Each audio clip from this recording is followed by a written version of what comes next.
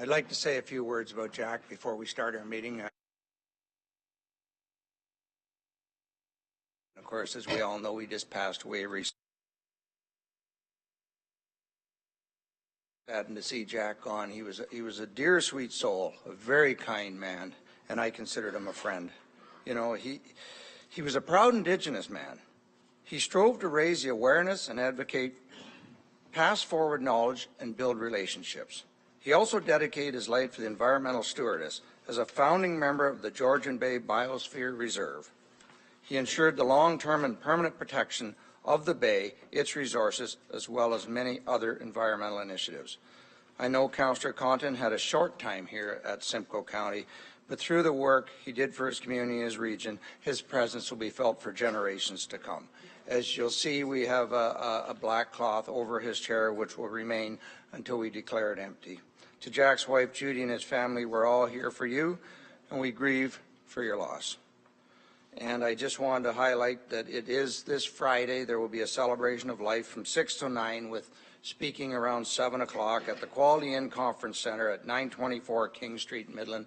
I hope as many of us can get there as possible. I know I certainly will miss Jack, and I didn't know if any other councillor had a short story or something they'd like to share before we get into our agenda.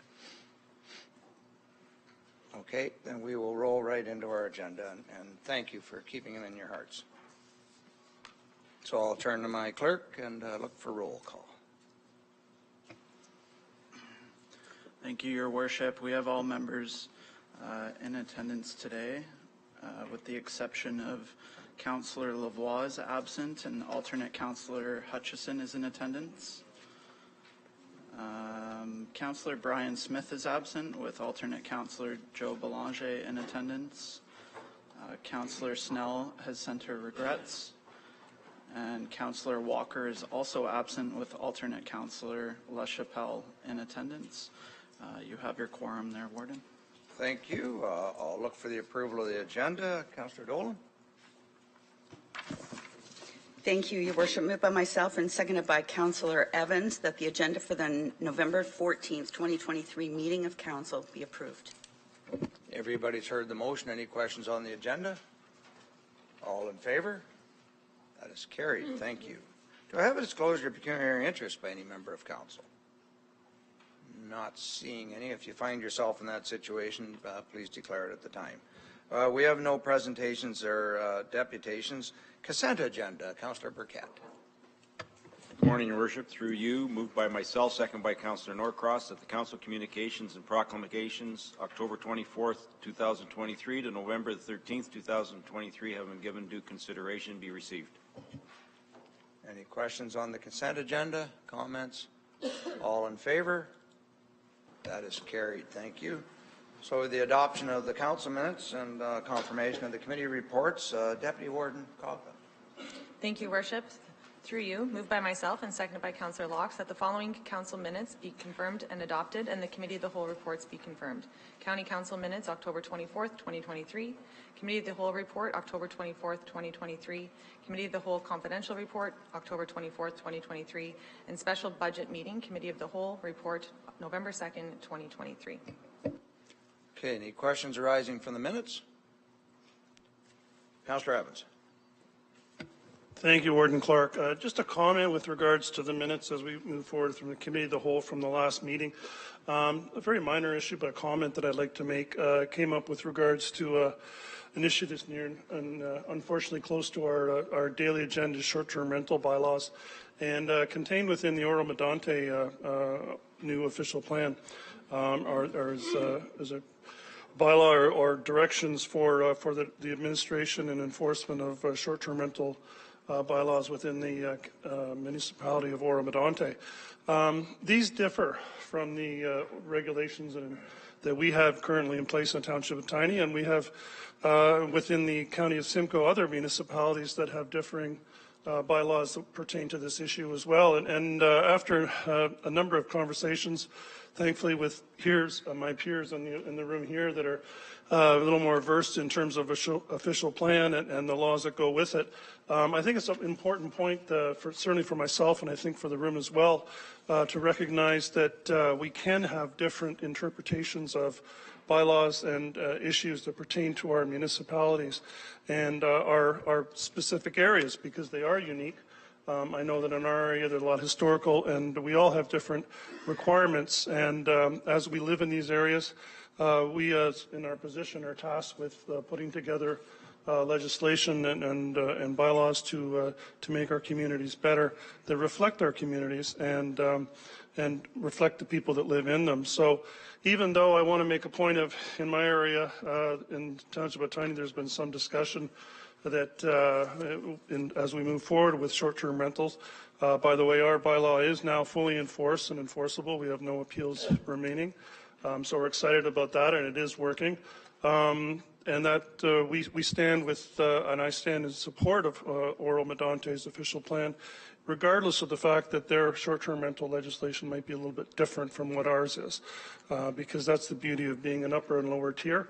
As I see it, as an upper, we have Simcoe to make sure that we're all working towards the same general and goodwill of the community, but also giving us the latitude to be able to come up with enforcement measures that reflect our communities in which we live. So I just want to come on record and say that I will be in favor of passing the official plan for the Township of Oro-Medonte. And I'd like to thank my peers for the last couple of days and the discussions that we've had. Thank you very much. Thank you, Warden. I'm glad we were able to clear that up. So any other comments? All in favor? That is carried. Thank you very much. So I guess we're on to the Committee of the Whole report now, so I'll start with Performance Management and Chair Cox. Good morning. Oh, sorry, yeah, I got it here. Moved by myself, seconded by Councillor Evans, that performance management recommendations contained within the Committee of the Whole report dated October 24th, 2023 be approved, including the confidential item. Any questions, comments? No items to be pulled, so all in favor? That is carried. Thank you. Next, I'll call on Chairman Leduc for Human Services. Thank you, Warden. This is 9.2 Committee of Whole Report Human Services for October 24, 2023. Moved by myself, seconded by Councillor McDonald, that the Human Services recommendation contained within the Committee of Whole Report dated October 24, 2023 be approved. Are there any items to be pulled from Human Services? Then all in favor? That is carried. Thank you. And now Chair Dolan for Corporate.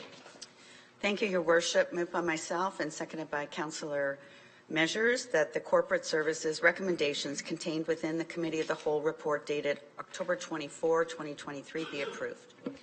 Any items to be pulled? Can't imagine. All in favor? That is carried. Thank you. And lastly, I guess we're on to our Special Budget Committee of the Whole report, November 2nd, with Deputy Warden.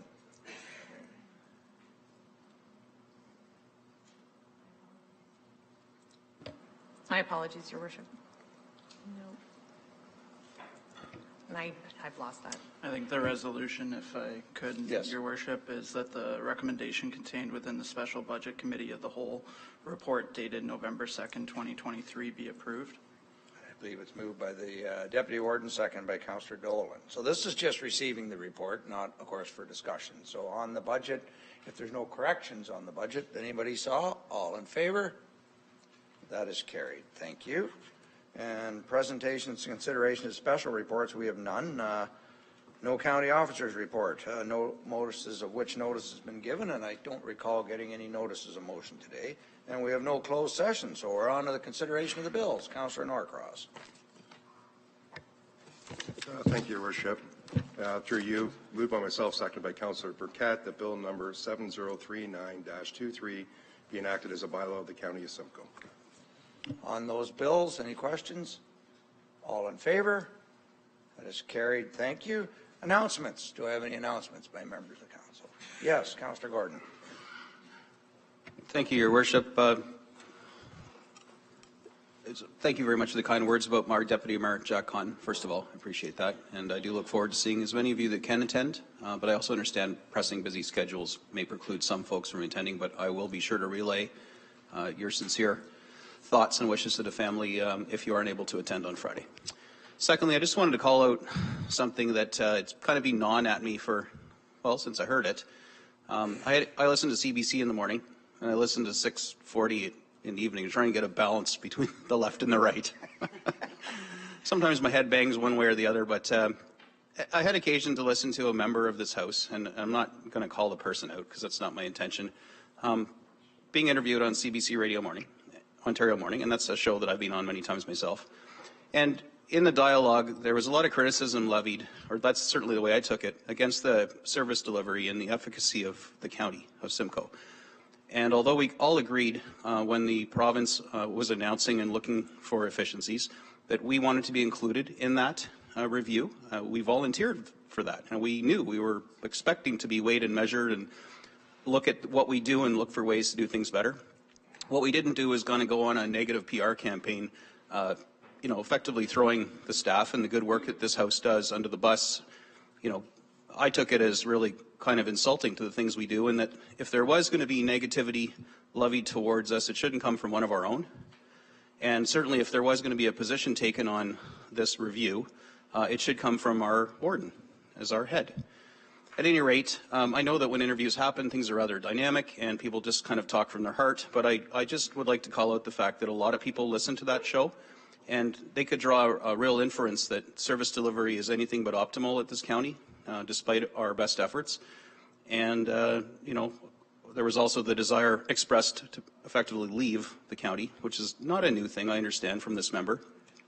But I just thought the whole tone of the thing didn't feel nice and it didn't look good, and I did get people calling me, asking me what that was all about. So it's more just a comment that I think if we have legitimate criticisms about the county and service delivery, that maybe we, use the fact that we have a microphone and a vote internally to try and drive change rather than going out publicly and airing dirty laundry, whether it's legitimate or perceived. That's just kind of my ask and a reminder. I know I'm a first-term councillor here, but it just didn't sit right with me when I had to listen to that interview, and I even played it back later to make sure I wasn't internalizing it wrong. So I just wanted to share that with this body. Thank you, Councillor. Councillor Van Staveren. Thank you, Your Worship. I just want to take the opportunity to thank the county. As most of us are aware, we were very busy this past weekend with Remembrance Day. In our community, we had 6 out of 7 councillors at different events, not all at the same event. I got the opportunity to represent the county at the base Borden presentation, and it's a great honor to do that. Thank you very much, and it was a well-received reception there. It's very much a military-based ceremony, but I think all of the county was well represented with the people and the councillors who were there, and I thank them very much for that. Thank you for representing me at that. My Legion booked me back in August. And I was a little concerned with it being on a Saturday, they wouldn't get the turnout. Boy, was I wrong. Our Legion was packed, standing room only. So that was great to see people out supporting our fighting men and women today and those that have fallen in the past. So it really was heartwarming. Councillor Dolan. Thank you, Your Worship. I have an announcement that I'm hoping that the microphone carries into the other room and that the city reps can hear. I just wanted to say that the Ontario Small Urban Municipalities, which is a group who represents municipalities under 100,000 across Ontario, met in the city of Orillia at the end of October, and we were treated royally.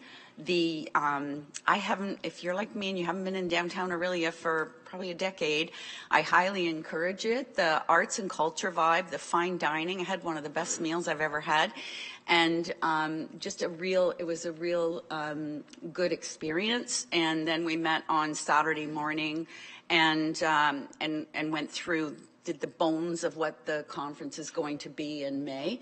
So I ask you all to keep that date in mind. I think it's May 1st to the 3rd in the city of Orillia for the Small Urban Conference in 2024. Thank you. Thank you. And I'm actually glad Mayor McIsaac wasn't here to hear that, or I'd never hear the end of it being next door to him. Do I have any more announcements? Okay, with that, I'll look for the confirmatory bylaw. Councillor Norcross. Thank you, Your Worship. Through you, moved by myself, seconded by Councillor Gordon, that Bill number 7040-23 be enacted as a bylaw of the County of Simcoe. Everybody's heard the motion. All in favor? That is carried. Now I'll look for a motion to adjourn. Moved by Councillor Anderson, second by Councillor Meadows.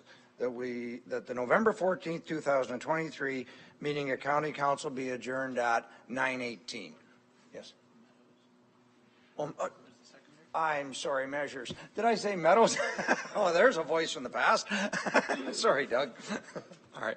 All in favor? That is carried. And we're making good time, so let's just get ready and roll right into our committee of the whole.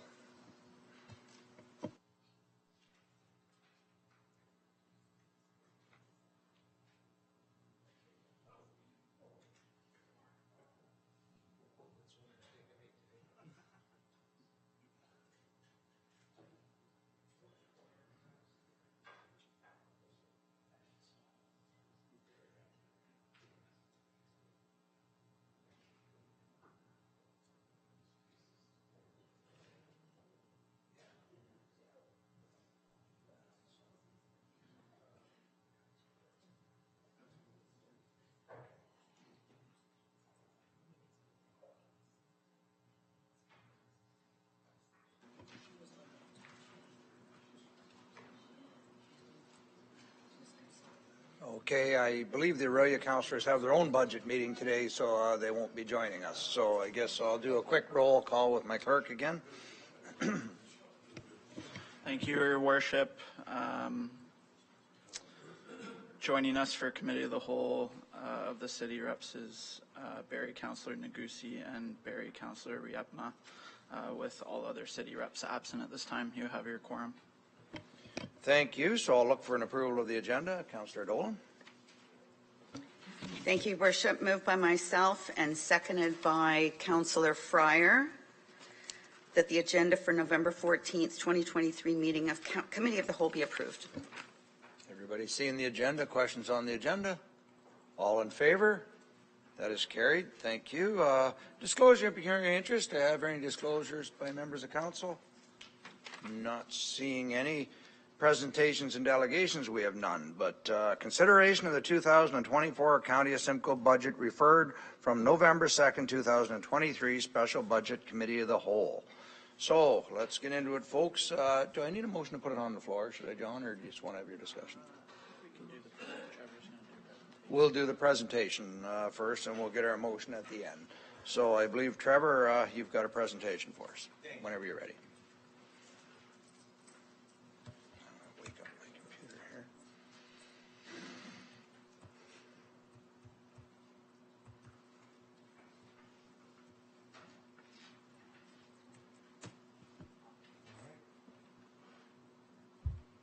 Looks like we're good.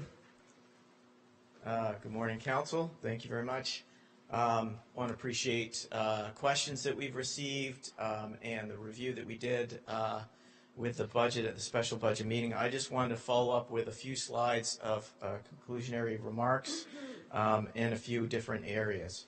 So just to start off, we have our budget snapshot, which is the proposed budget that was outlined for you in the budget binder that was provided. We have projected operating balance of $8.1 million,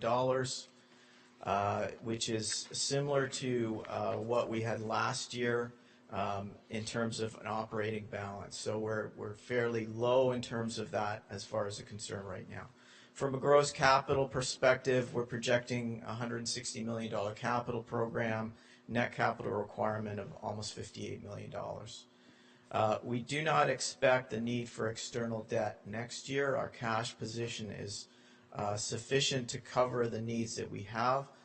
We are using internally financed debt at this point in time.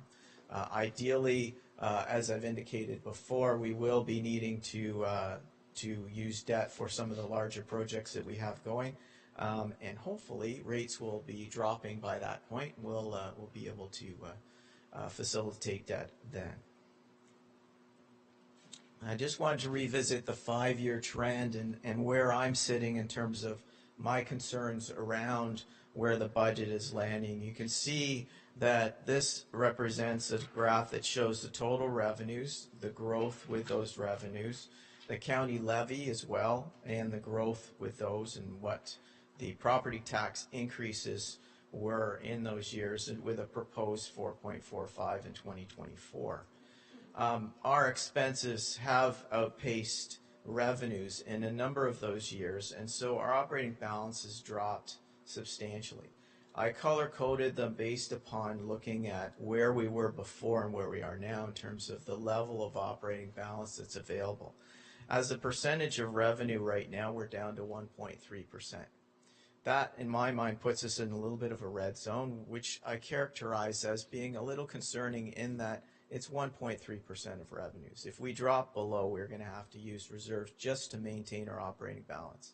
We cannot have a negative balance from the Municipal Act point of view, so we would have to cover that.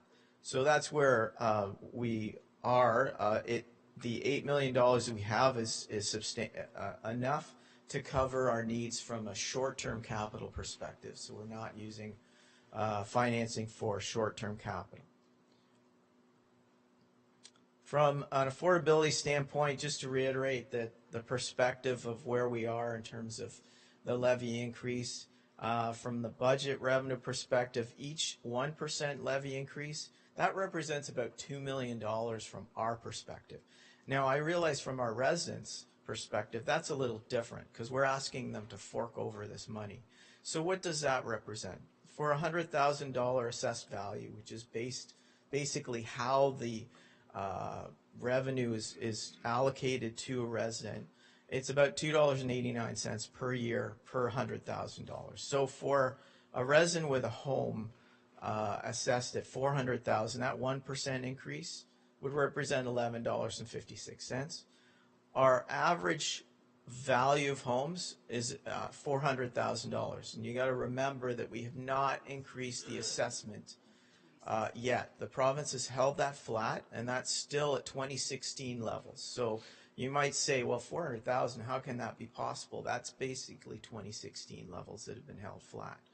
So right now, all our residents are taxed based upon that. So that would be an amount of $51.44. With some of the proposals, with the report that you've got, that'll drop below $50 for an annual cost increase for the average taxpayer. Now, I understand this is not trivial.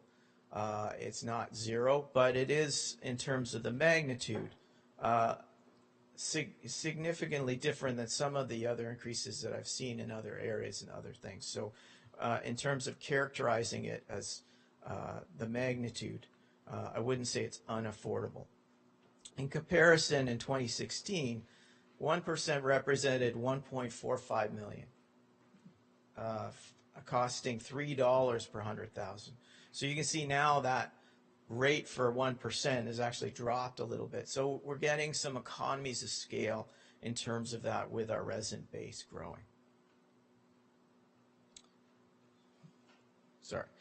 And I just want to take a couple of minutes just to walk through some of the things that are not always largely apparent in our budget, but are longer term initiatives that really affect the community as a whole and are things outside of our operational realm.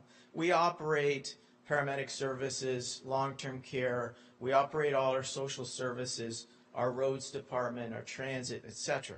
Those are within the budget and are standard items. These are kind of non-standard items that are really community investments along the way. So you can see there's a number of these, and I went back to 2012 and just want to portray the picture of what we've done through the years, because I think former councils and yourselves should be complimented with the things that we've done along the way. You can see that we've had expansions in a number of areas. We have stations, paramedic stations that have been built. We've increased our sustainable, we implemented a sustainable operations program that saved us over $1 million over the last few years in terms of costs. We had an outstanding implementation of the growth of Georgian Village that implement a continuum of care that is now the model across the province. We implemented an ACP program, which has expanded that kind of service to our residents. In terms of economic development, there was a specific target in 2014 to expand that area and also to invest in it. We also expanded diversion programs, launching many of those without any necessarily requirement from the province. Our 10-year housing and homelessness prevention strategy was launched in 2014, and we completed it. We actually completed the objectives that were set. Community paramedicine was launched back in 2015, is now as a significant program. We brought into the ownership of Lake Simcoe Regional Airport, and that's continued to be a significant asset. The Collingwood Railway Corridor, another example of how we've really implemented something that the community will hopefully benefit from. Our funding for post-secondary education was continued. We made commitments to Lakehead and Georgian back in 2015, and you'll see we're making more.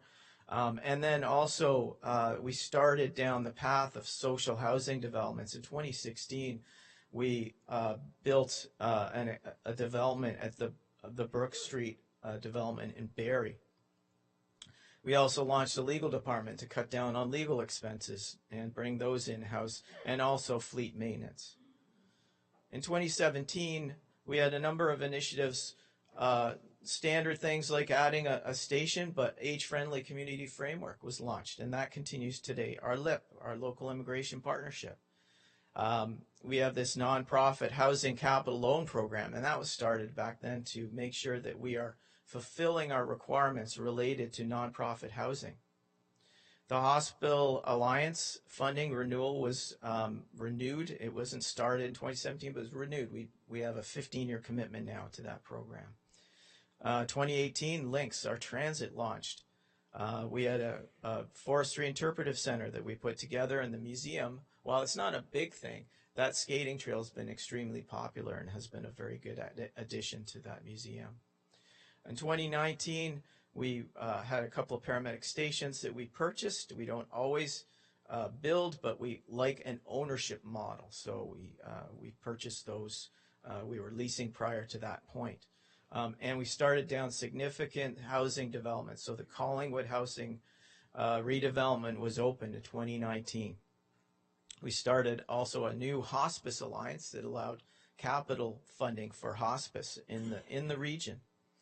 In 2020, we had a unique opening in Elmvale where we opened a paramedic station, but also attached to it an adult day program facility to capitalize on both those needs and to do it in the most effective manner. We also opened the Wasaga Beach Social Housing Development, and in Barrie, we purchased a motel to help with the needs in that city, which is operated now by Redwood. It's called Lucy's Place. The Lake Simcoe Regional Airport, we increased our ownership to 90% because we saw the strategic need that is developing in that area. And the large Barrie Simcoe Emergency Services Campus was opened that year in the middle of a pandemic. 2020, we have a couple other developments that opened. We've had paramedic post in Barrie. We had our Tay social housing development that opened, and a small roads addition. And then we added our automated cart collection. 2022, one of the significant strategic investments was Lake Simcoe Regional Airport, and that resulted in the runway widening, and the plan is continuing on. In 2023, we opened the Barrie Transitional Housing development there. We have post-secondary funding that we've committed to Lakehead, and the Corporate Climate Action Plan has been put in place. And in 2024, for this budget, we hope to open officially the Aurelia Social Housing Development, Bradford West Gwillimbury Social Housing Development, a post or actually a station in Bradford West Gwillimbury, the Georgian Manor 16-bed expansion, and then the Lake Simcoe Regional Airport. There's a maintenance garage that is needed there. So I just wanted to take you through those significant things that I think sometimes they're lost in terms of the budget, but really are longer-term initiatives and are put in place with our strategic plan, but then implemented through the budgets each year. So from the recommendation that was before you in the last budget meeting, there are a few proposed amendments. As Council considered there were a couple of items that we were asked to go back and we did reconsider. So for senior services, funding the increase related to the age-friendly study, that can be funded with the general contingency reserve. It's not an ongoing operational item, so I feel it's appropriate to fund from reserve. It's more of a one-time, every so often type of item. The HR Admin Center space redesign, we've relooked at the numbers related to that. They were early numbers. We feel that we can cut that budget by $50,000 and we can phase that over a couple of years. So that will result in some savings in terms of that as well.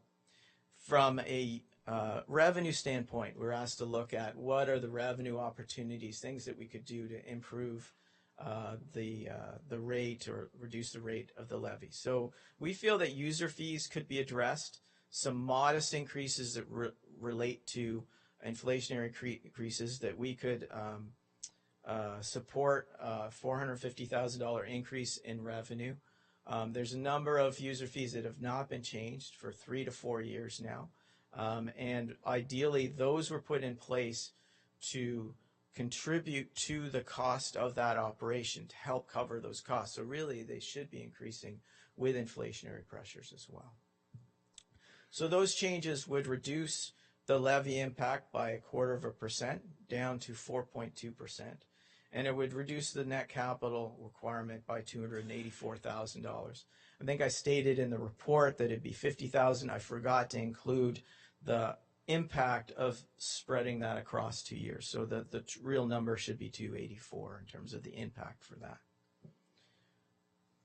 So in summary, this budget enables much needed strategic initiatives as well as needed just straight operational initiatives. We have items that are addressing housing, long-term care growth. In museum, we have expansion plans that are addressed here. New people and culture plan is being put in place. Our asset management plans are being addressed. Paramedic services needs are incorporated in there as well. The Lake Simcoe Regional Airport and the strategic plans around that. We're expanding our real-time data collection and using that to effectively manage the services that we are providing, especially in social services. That will be a key initiative for 2024. And we've got a number of cost containment initiatives that are on the way. One of them, as an example, is insurance. We're looking at insurance pooling, but we've got lean projects as well that are going. There are significant budget challenges and risks. I've mentioned before, there's continued inflationary pressures. We've seen pressure from prior years' constraints that are coming back now in terms of needs. Bill 23 will impact capital. It's got a small impact in 24. Well, that will continue in terms of loss of DC revenue. And then the labor outlook does look concerning in terms of where we're going with that. The budget commits an additional $8.5 million in reserves. So we're dropping the uncommitted amount to $48 million, as you can see in the budget. Our operating balance, as I mentioned, is at 8.1% or 1.3% of revenue. And is a concern in terms of maintaining that. Overall, we are still I'm not saying we're in dire position. We're in a strong financial position, so we're able to shoulder that at this time.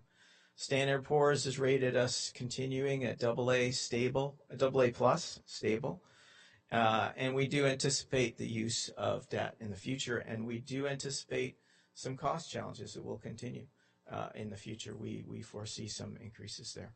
So with that, thank you very much, Your Worship. Thank you, Council. I'll take any questions. So I'll look for if there's any questions on the presentation on what was just presented to us. Any? Councillor Evans. Thank you, Warden. Great presentation, General Manager Wilcox. I had a question with regards to the user fees and maybe provide a little more granularity in terms of what the actual user fees are pertaining to. And you mentioned that some of the increases could be applied to programs excuse me, that are related to keep programs cost neutral. Is that how I understood it? And if so, I'd be in favor of increasing the fees that are on programs where a specific segment of the population is taking advantage of a service, or are these generally, or are these fees to everybody in the community, regardless if they participate in the program or not? Thank you. Go ahead, Thank you, Wilcox. through your worship. The fees are there are a bunch of specific fees. Our fee structure does not always gain back all of the costs. So it's a cost contribution towards that. The most significant ones that we were looking at were in solid waste management. So the tipping fee, as an example, has not been increased for 4 years. So we were looking at that, and we feel that a very modest increase in that would be able to generate around the $450,000 mark. There's a couple other fees that we can look at as well that are not as impactful, but that's where we were looking at this point in time. Okay, thank you, Warden, and thank you, General Manager. That's great. Okay, Councillor Fryer. Thank you, Warden, and through you to Councillor Wilcox, or Treasurer Wilcox. Is it possible to have the 5-year trend slide that you showed us stay up on the screen there?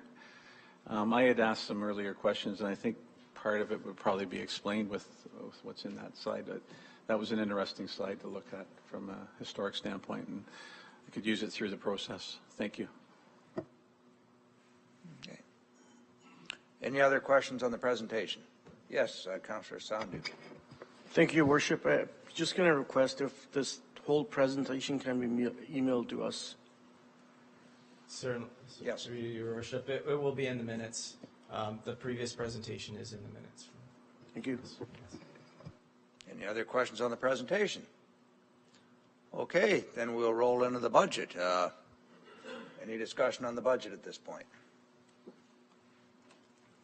So I'll read the motion that I have. I'll look for a mover and a seconder. We'll get it on the floor. So the motion that I have is that item CCW 2023-305 dated November 14th, 2023 regarding follow-up items from the special budget meeting and recommendation changes be received, and that subject to deliberation in the affirmative, the proposed 2024 County of Simcoe budget with recommended changes as generally outlined in the subject item be approved. Moved by Councillor Fowler, second by Councillor Bell. Any questions or comments? All in, Councillor Leduc. Yes. Yes, thank you, Warden. I can't sit here and support a budget of this increase right now, so I need to see some reductions. And so, Trevor, I'd like to just ask one question on your 1.3% operating balance, green to red zone. That 1.3, is that over the $775 million budget? Is that where you take that number from, or is that the tax levy portion? Go ahead, General Manager. Through Your Worship, that 1.3% is calculated using total revenues. So if you divide the operating balance by total revenue. So that includes the transfer from partnerships. That includes the provincial funding there. It's the full budget. So that's number is a little bit skewed because I don't think that we run that tight a budget when it comes down to it. When you see that $8 million over, say, a budget of $213 million, there's a difference quite handily in that number. So I would like to suggest that we aggressively went after the asset management program, and we started that a few years ago. And I'd like to see this House reduce that asset management program from 2% to 1%. That is just the asset management plan. I can tell you right now, you'll never, ever have an asset management plan that fully funds your assets. There's no way. We've been doing it in Bradford since 2013, putting 1% per year on it. And we have never gained enough to fully fund our asset management plan. It's a plan that you look to the future. You hope to achieve these goals, but in the end, it's just something that you'll never, ever actually do. So in the end, if we could reduce I would suggest that. It doesn't impact servicing at all. It just reduces the plan. It stretches it a little further. So that is my position and where I'd like to take this budget. We could put the numbers back in that Trevor talked about, reduce the revenue. 1% out of that is something that I could fully support. It puts us down to about a 3.5% because we're at 4 point. If you look at Trevor's budget, it's 4.45. If you get it down to 3.45, I certainly could support that. It's just not a service cut. It's just an asset management plan that we all strive to gain. But at the same time, like I say, you'll never, ever catch up to your asset management. Costs go up yearly on construction costs. So that's where I'd like to see the budget go. Thank you. I got Deputy Warden Coughlin. Thank you, Your Worship. Just a question on the procedure moving forward. If a member of the floor wants to see additional changes, which is additional staff time and work, and if the majority are wanting to see it go in a different direction, would this then require a seconder and a vote to see if that's going to proceed, or is it just? Yes, I would assume you'll have a seconder for your motion in a minute. We just kind of open it up for discussion at this moment. Thank you. Now, on that, then why would you want to reduce? If it's a goal you don't think we can achieve, why would you reduce and get there slower? Why wouldn't you increase and try and attain the goal? You have to explain your logic to me, sir. It's great to have an asset management plan. Don't get me wrong. We all want that asset management plan. But again, you will not attain, you'll never attain the full 100% pay of the assets. You'll never get to that point. Like I said, I've been doing it in Bradford for 10 years, and we haven't got the full funding of that. And it's not because we're not trying. We're moving forward with the asset management plan to at least rebuild on our assets. An asset management plan is a list of all of the assets you own, and you'll never be able to replace that fully funded envelope. I mean, it's just an unattainable goal. I would look at other budget cuts. I would certainly look at anything. There's a lot in this budget. We put a lot of things on the table, and we came back with $50,000 out of the budget with more revenues of $450,000. So not only are we just reducing it by $50,000, we're actually adding $450,000 in revenue. So at this point in time, I cannot support the budget. So unless somebody has a better idea, I would certainly look to that. Okay. One second. General Manager, on the asset management plan, whereabouts are we on that? What's your feeling? Thank you very much, Your Worship. The 2.5% is not only for asset management, it's the projects that we anticipate over the next couple of years. We have some significant capital programs that are in place, and it's intended to fund those as well. So it is related to those programs as well as the maintaining our asset management plan. Thank you. Okay. Councillor McDonald, I saw a card. Thank you, Your Worship. All due respect to Councillor Leduc's asset management thoughts, we did that in ESSA. We thought, okay, we could take it from there. And then we are now catching up, trying to play catch up, just to make sure that, because if you do have something, and I do agree that you're never going to catch up there, but if you're way behind, it has to come from somewhere. And so we try to put the money in each and every year. And by not doing it when we are first told by the government that you need to have your asset management and put X amount of dollars in, you will fall behind, and it just comes from a taxation or it comes from your reserves. So you're not gaining anything from what I can understand. And if I can be shown differently that we could gain something, I would look at it. But at this point, with respect, I can't agree with that. Thank you. Well, it kind of comes back to the old saying, pay now or pay later. And if you're not putting away, then yeah, you're hitting everybody in a budget year with a heavy asset repair as opposed to having something already there in the reserve. So no. Any other? Councillor Dolan. Thank you. Yes, asset management, the gap there is huge, and I think if anything, it should be going up and not down. And through you to Councillor Leduc, I thought I read that your own staff in Bradford were asking for you to increase it from 1% to 2% this year. Go ahead, Councillor Leduc, and then. It was in a report, but that doesn't mean they're just saying that they would love to see the 2%. It doesn't mean it's going to go there. It's again, like I say, you'll never catch up to your assets. Growth is growth. Increased construction costs, indexing. You'll never catch up to that. You can't keep up to that number. So in the end, it's a plan that we all love to succeed at, but at the same time, to tax the residents, $51 on an average house right now is a little bit much for people. So I'm looking at reducing this budget below 4%. If somebody has other ideas, I'd be more than happy to listen to them, but I can't support the 4.2% increase. Councillor Anderson. Thank you, Your Worship. I think the House knows that I would rather see the budget under 4%. I've made that comment before. My suggestion, and I would be certainly interested in putting a motion on the floor for, would be to reduce for this year only, and look at it again next year, would be the strategic land purchase transfer to reserves. Reduce it by 0.5%. and that would bring us within the confines of that. And I think that's something where we could look at savings for this year, understanding that the general contingency fund is there if there is a need for a large purchase of land in 2024. Okay, got a suggestion. Any comments on that suggestion? Do I have a seconder for that suggestion? No, not seeing it, sir. So, Councillor Duke. I'll certainly second that. All right, we have a seconder. So on that, any other comments on that? Okay, we'll get it. We're going to get clarity on what you're looking to do. You're going to reduce the strategic land purchase transfer to reserves for. I'll look to GM Wilcox maybe if there's a certain language, but 0.5%.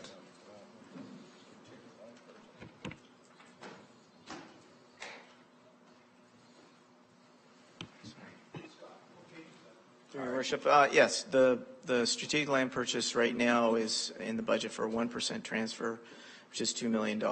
So dropping that in half would be removing $1 million from the budget.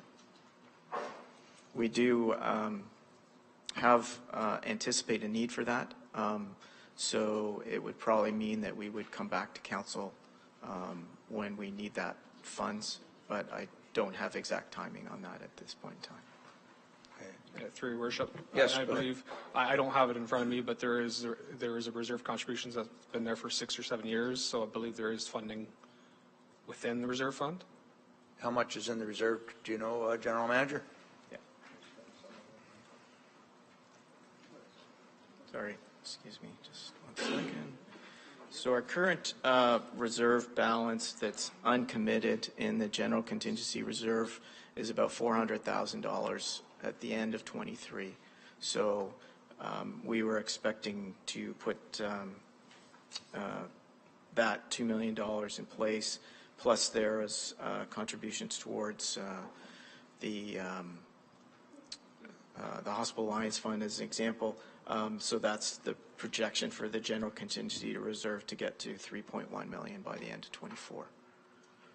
Yeah, we can't buy much for $400,000. Councillor Sandu, I saw your card. Thank you, Your Worship.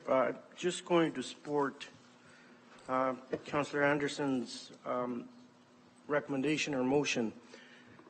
What he's looking for is not a big deal. As I mentioned in November 2nd meeting, our transfer to reserves were budgeted for $28 million.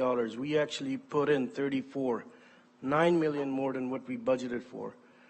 So it is very easily that we can take some of those money, if needed, towards whatever purchases we're looking to do. This will be a win-win for everyone if we were to do this. And it's not going to hurt any service levels, and it's not going to hurt any bottom line. Thank you. Were not some of those transferred to reserves, General Manager, were they not carryovers from projects that weren't completed? Because we get into that at home all the time where, yeah, your reserves went up. Well, they didn't actually. You never finished a project, or a construction company's running behind. So that money's spent. So we're not a lot of those in. I'm getting the nod. Go ahead, Trevor. Yes, Your Worship, that's correct. That's why we show the reserve balances, the uncommitted amounts. So the uncommitted amount is dropping from $56.7 million down to $48.1 million. That's the $8.5 million drop in reserves. Thank you. All right. So any other questions or comments on the motion I have on the floor? Councillor Fryer, then yeah. Thank you, Warden. I'm really struggling with the idea of a 4.25% increase, and I support the 1% reduction in the asset side. From what I've been looking at, I think there's other areas that hopefully will come in better than what we're forecasting, and it just seems to me like that's the simplest one to put through. We'd have to keep our pencil sharpened throughout the whole year, but I just can't support 4.25. It's hard being the first out of the gate and not knowing what everybody else is passing and such, but I have a couple of questions if I could. And one, it was mentioned about the loss of the DC revenue due to Bill 23. Have we got any update from the province or any indication from the province to the possibility of keeping municipal or county governments whole on when those DCs are not recovered? Go ahead. I think, Trevor, have you heard anything, or Mark? Through your worship, no. There has been no direct indication from the province in terms of that. Mark, come on ahead. So, your worship, I know initially Minister Clark had indicated that they would attempt to make municipalities, regional municipalities, whole for the particularly the losses related to social housing through some of the grant programs, but we have not seen that as of yet. So. Okay. Follow-up questions, yes, please? Go ahead. I did have the chance to send the questions to the treasurer in advance. Unfortunately, it was first thing this morning. But I think Treasurer Wilcox had indicated to me that he thought he had most of it covered. But having been new to the council this year, or this term, coming in, we were accepting a budget that many decisions had already been made on, and I was aware of the fact that that was just the way it kind of works, but I had expressed concern about that. So I wanted to ask about the surplus from 2022, from the standpoint of what was the surplus that was built into the budget, and what did the surplus actually, the operating surplus, turn out to be when the financial statements were finalized? Thank you. Go ahead, Trevor. Thank you, Worship. Through you. The 2022 surplus was $1.8 million, and that last year was transferred to the General Contingency Reserve, and the funds were set aside for future capital and asset management requirements. Yes. What was it when the budget was prepared and forecast? It's the same as the $273,000 you're showing to us in this budget. Sorry, can you repeat your question? You're asking the difference between the budget and where it came in? Yeah. We don't budget for a surplus, so it'd be zero, and then the 1.8 million came in. Sorry, so you were showing $273,000 as your anticipated operating Correct. surplus for this year. Yes. I just wondered what it was in 2022 when budget was set, the forecast. Okay, so in 2022, we would have budgeted for zero. Just like 24, we're budgeting for zero. For the forecast, I don't recall. I asked Leland, our treasurer, to see if he's got an idea. I think it was somewhere in that neighborhood, but I would have to look at my documents to pull that up. That's fine. I don't need that number, I don't think. So what I understand is 1.8 million went into surplus at the end of 22 for the end of 22, and it went towards asset management. And so, as I said, I've been looking at it and trying to look at things from the revenue side, and I would like to be able to do 2% on AMP, but if it's putting us into 4.25%, I can't support it. I'd like to see it 1%. Be down into the 3.25% range, and hopefully next year we won't have the operating impact that we'll have, and we'll be able to do more with asset management. But that's my position on it. Thank you. Okay, thank you. Now I do have a motion on the floor from Councillor Anderson. So comments on that? Yes, Councillor Measures. How about that? Thank you very much, Warden Clark. It's nice to see you this morning. Council, I'm very much leaning towards supporting Councillor Anderson's recommendation. I'm very much leaning towards supporting Councillor Anderson's recommendation, but I'm interested to know exactly what would be the impact. I heard the general manager speaking about what would be we are contributing. You're talking about $2 million. So if we want to cut it back, I'd just like to know what his impression would be if we did not make this contribution to the land reserve purchasing fund. And by the way, is that listed underneath general contingency? Is that where it falls under? Okay, so now I understand that. So can I ask a question to Trevor, just specifically, what's your impression on us not doing that? What would be the outcome? Go ahead, Trevor. Your Worship. We have a number of items that are in the works. I can tell you there is a report coming to you next session that will indicate a strategic land purchase that we anticipate bringing to you for approval. We are always on the lookout for land. So where that's come into play, as an example, is the OPP station in Barrie. We purchased that through strategic land purchase. There's also already discussions for other initiatives. There was an item for a location in Midland recently that we were looking at.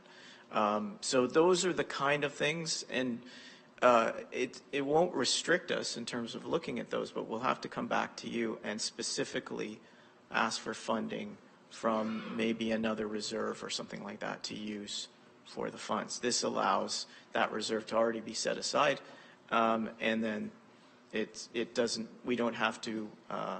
We'll have to next year top that up, or we'll have to use that, top up the other reserve wherever we pull the money from.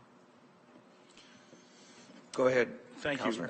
Thank you, Trevor. I appreciate your sort of insights there to share with the committee. I lean towards the ideal that we want to reduce our tax impact to our residents across the entire county. I'm aware that purchasing lands and purchasing projects that are, going to serve the residents' needs are a priority for this council. But I'm unsure as to how we could reduce our land, impact, or our land purchasing impact by doing this. I think that we could keep it exactly where it is and find other savings other places if we could. I don't want to divert the topic right this second, but I will have another ask in a minute, Your Worship. Yeah. So, Trevor, if there's nothing further on how we, as a community, can find the best use of that money for land purchasing only, if we take it out, as Councillor Anderson's suggesting, is there going to be any direct impact in 2024? That's the question. Sorry, I was rambling. Go ahead, Trevor. Through Your Worship, I do anticipate a need for those funds. So we will come back in 24 and ask for funding of that, and would probably mean diverting from another reserve to cover a land purchase at that time. One of the concerns I have with that is the time factor, because we had the social housing, the properties that showed it. Was that Elmville where we grabbed the properties next? But we missed one.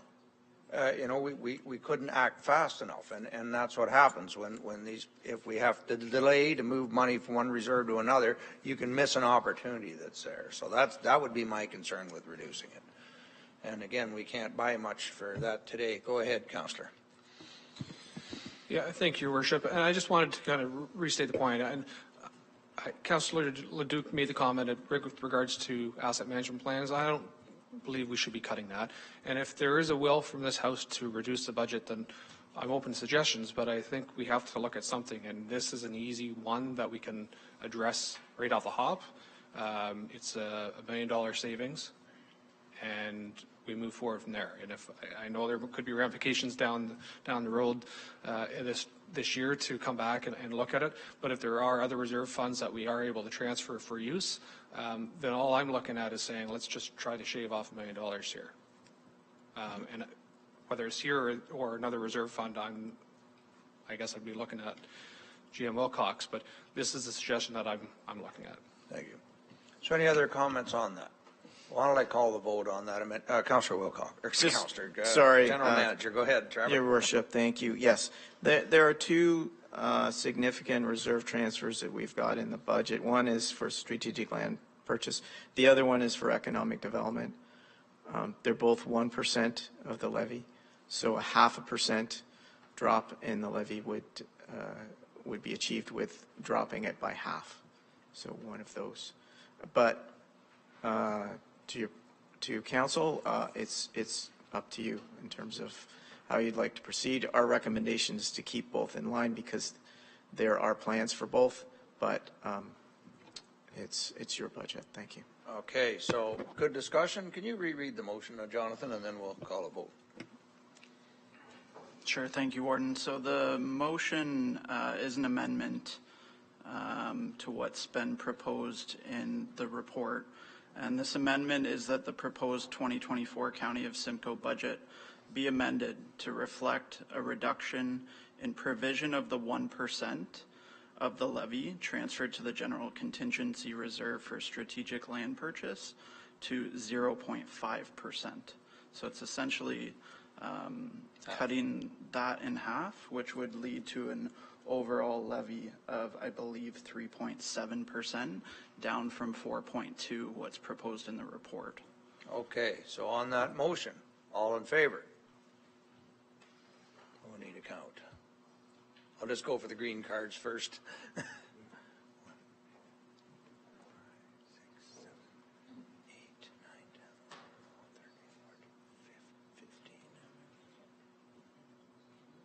I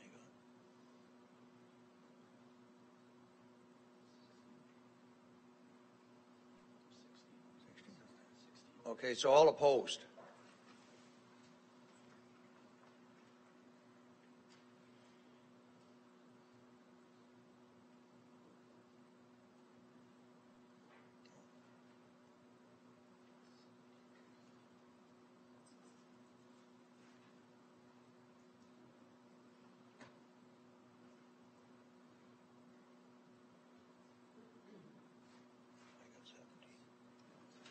Looks like that motion is defeated. 17 to 16 is what I had. In favor of that? No. Count 17 to start. No, 16 to start, 17 opposed. We can do it again if we would like. And ask people to stand. Maybe we'll do a, yeah, it might be better. This one's a close one, so if you can stand up, folks. All in favor, get you to stand. There, now we can.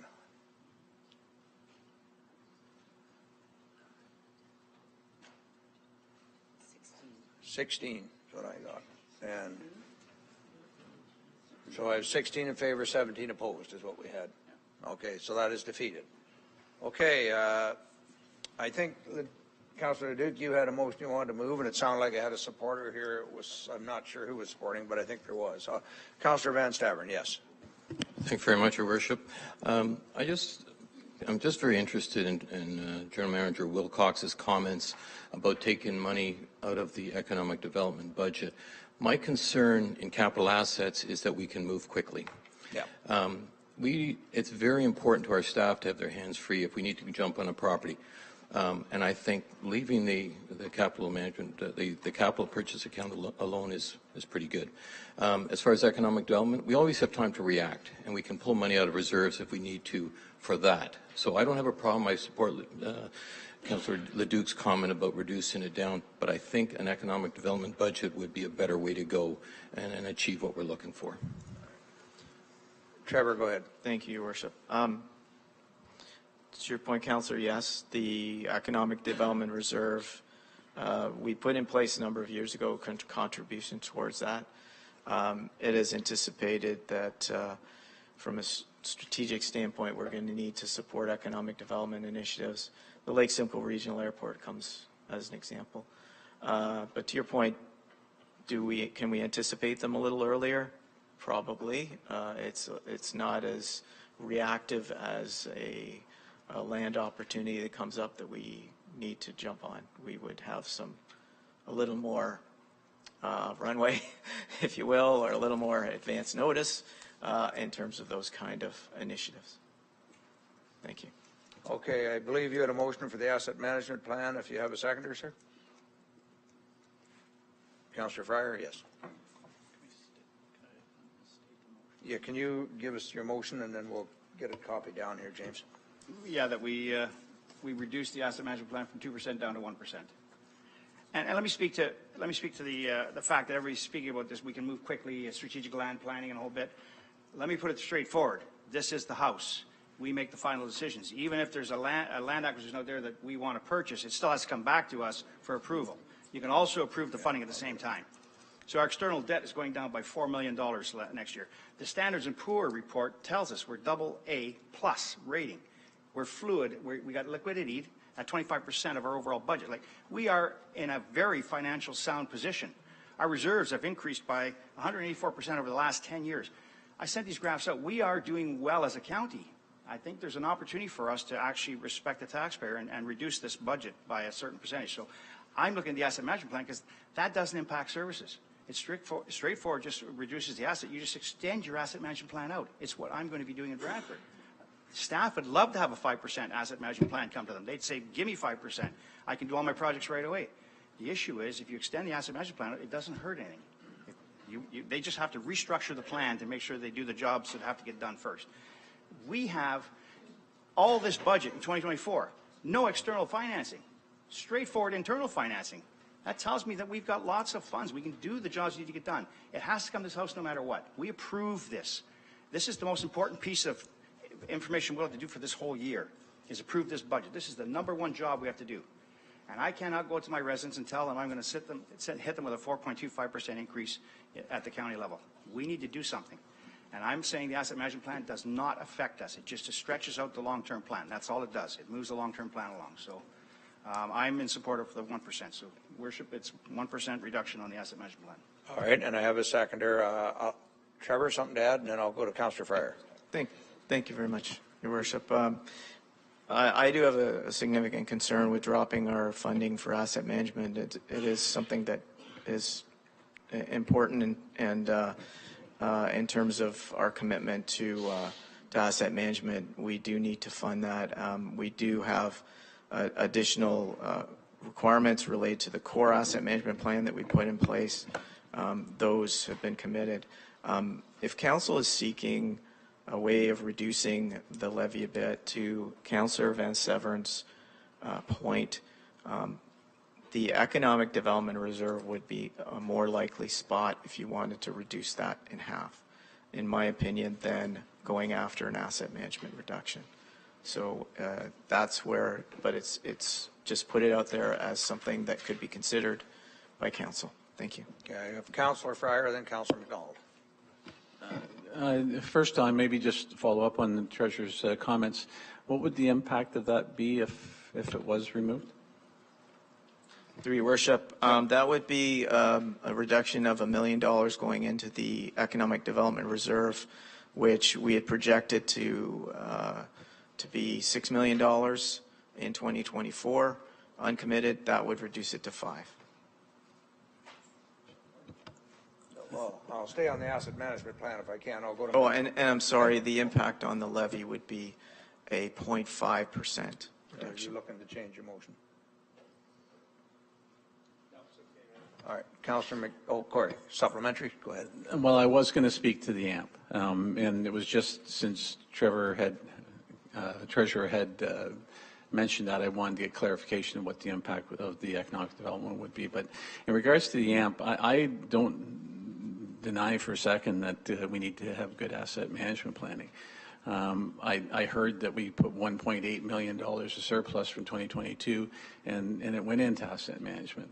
I'm saying that I can't, with everything going on and what our taxpayers are facing with water rate changes and sewer rate changes and the like, I have to find a way to not put I cannot support 4.25. And I do believe that a 1-year reduction of the 1% for the capital impact will, I'm not denying that will have an impact. It's $2 million. But I'm looking at other things, and I'm thinking that we'll just have to keep an eye on it and try to make that up in other ways. So I continue to support the idea of a 1% capital change. Okay, Councillor McDonald. Thank you, Your Worship. General Manager Wilcox answered some of my question. that I'd be more comfortable through the EDC as opposed to what is suggested here.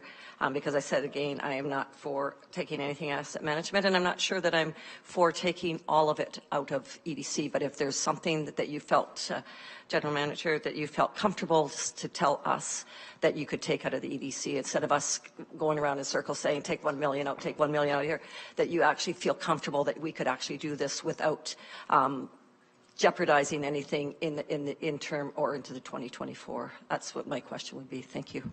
All right. Anything to add, Trevor, or we'll stay on the Through asset your worship, management? yes. The Economic Development Fund is well funded at this point in time. We don't have committed dollars for all of the fund, whereas you can see the general contingency fund had dropped significantly because we had committed dollars for that.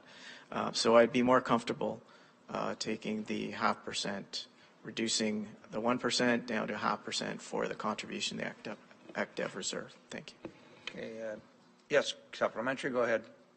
Thank you, Your Worship. So I would go to my colleague, Councillor Leduc, and ask if he would be more comfortable, because this is coming from our General Manager, and the comfort zone is there, but you're still looking at getting something close to what you wanted. So I would look to the expertise of our staff, but looking for bringing it under.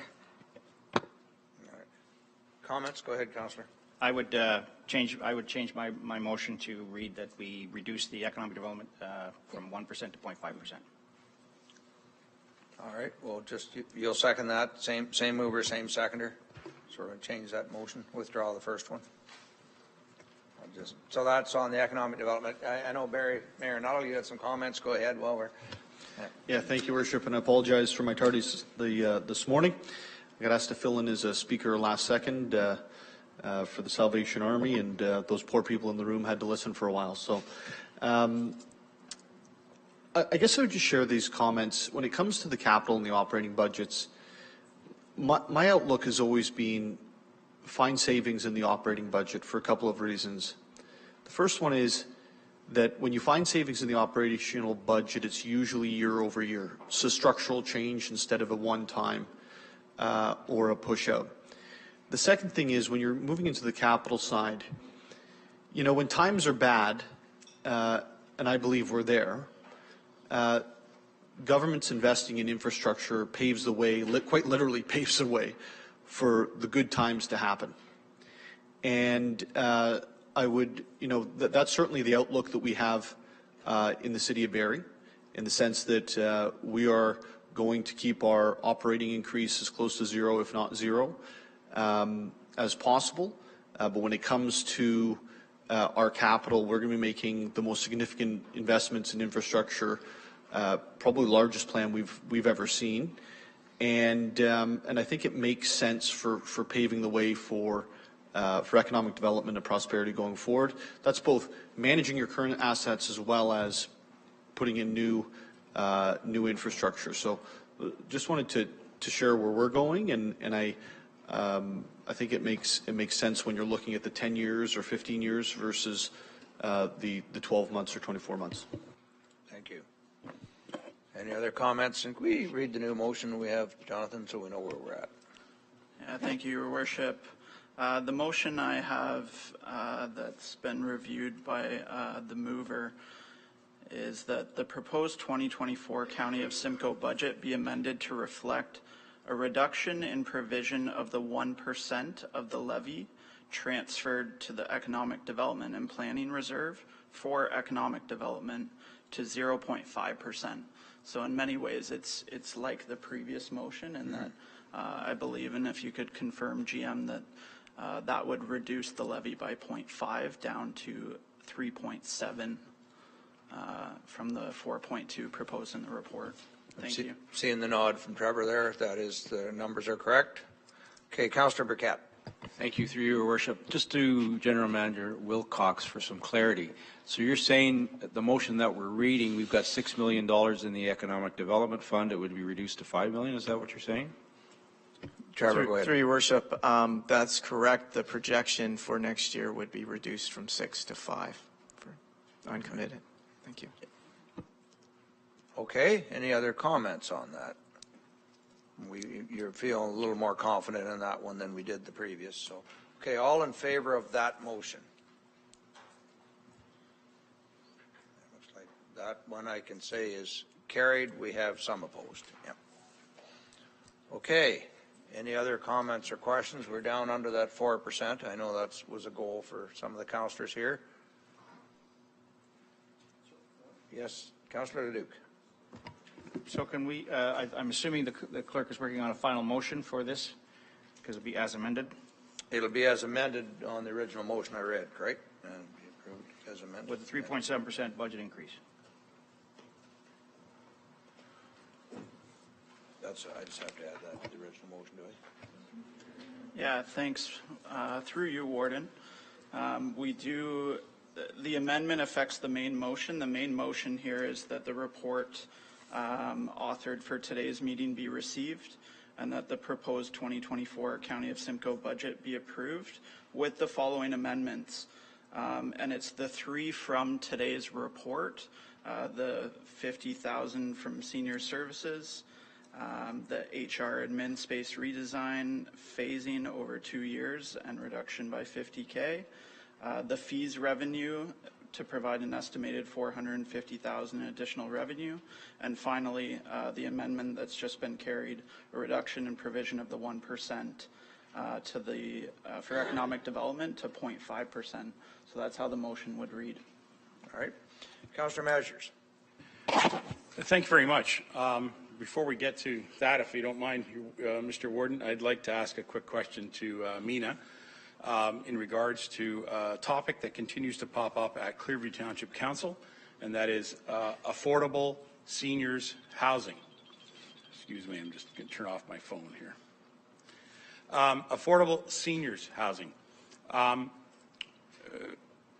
For the House to understand, Clearview Township Council has had a motion brought forward by our former Deputy Mayor Barry Burton, who asked for a senior affordable housing reserve to be built at Clearview Township. So we've been building a senior affordable housing reserve. The point that has often come up in those discussions is that there is no program specifically for seniors affordable housing at the county. So can you just clarify for me, Mina, if there's any, how that plays for you and your department on senior affordable housing? General Manager, go ahead. Through you, Your Worship, thanks for the question, Councillor Measures. So the new 10-year affordable homelessness and housing strategy will address all community needs. We're in that phase of consultations now, where we're in the last phase of consultations, and we'll be bringing that draft report in the spring of 2024.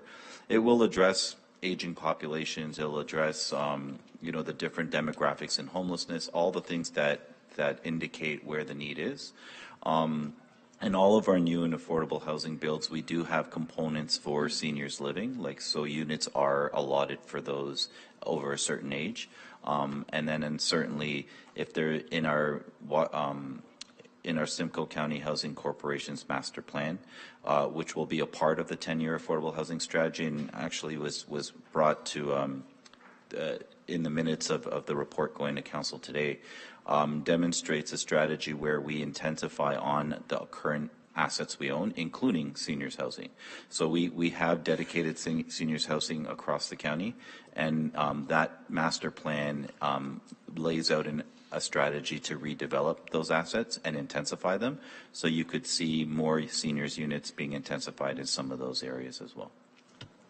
All right, supplemental then, yes. Is that going to be activated in 2024, part of the report that you're bringing forward? So we will expect to see this House hear about or approve development of a senior affordable housing project. Carry on. Through Your Worship, in 2024, we're bringing the plan forward. The plan forward will share our intentions on how to increase affordable housing through all the different demographics we want to serve based on need. In terms of what gets developed, we currently have an open call for the municipalities to submit kind of their proposals based on their needs. So that would inform what actually gets developed. In terms of setting the goals, absolutely the plan will talk about the goals of how we're going to accomplish that in the next 10 years. But we'd anticipate what we see back from municipalities and from the nonprofit and development sector that we did a previous call for. That will define kind of the suitability and likelihood based on the plan's goals. Okay, so on the budget, any other? Yes, Councillor. Sorry. Thank you, Warden. My question has to do with the ambulance and the paramedics. I noticed that we have 6 more paramedics being proposed, and our question really is, where are these going to be deployed? General Manager Sinclair, go ahead. Through you, your Warden, we are allocating a 12-hour ambulance on night shift in the municipality of Penetanguishene, which will support Penetanguishene and the neighboring municipalities. We are also recommending an ambulance in Innisfil.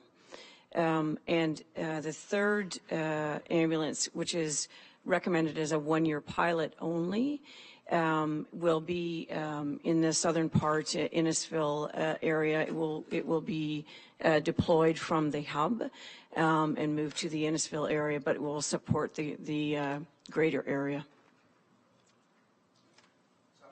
Supplementary? Thank you very much. No. All right. So any other questions or motions on the budget?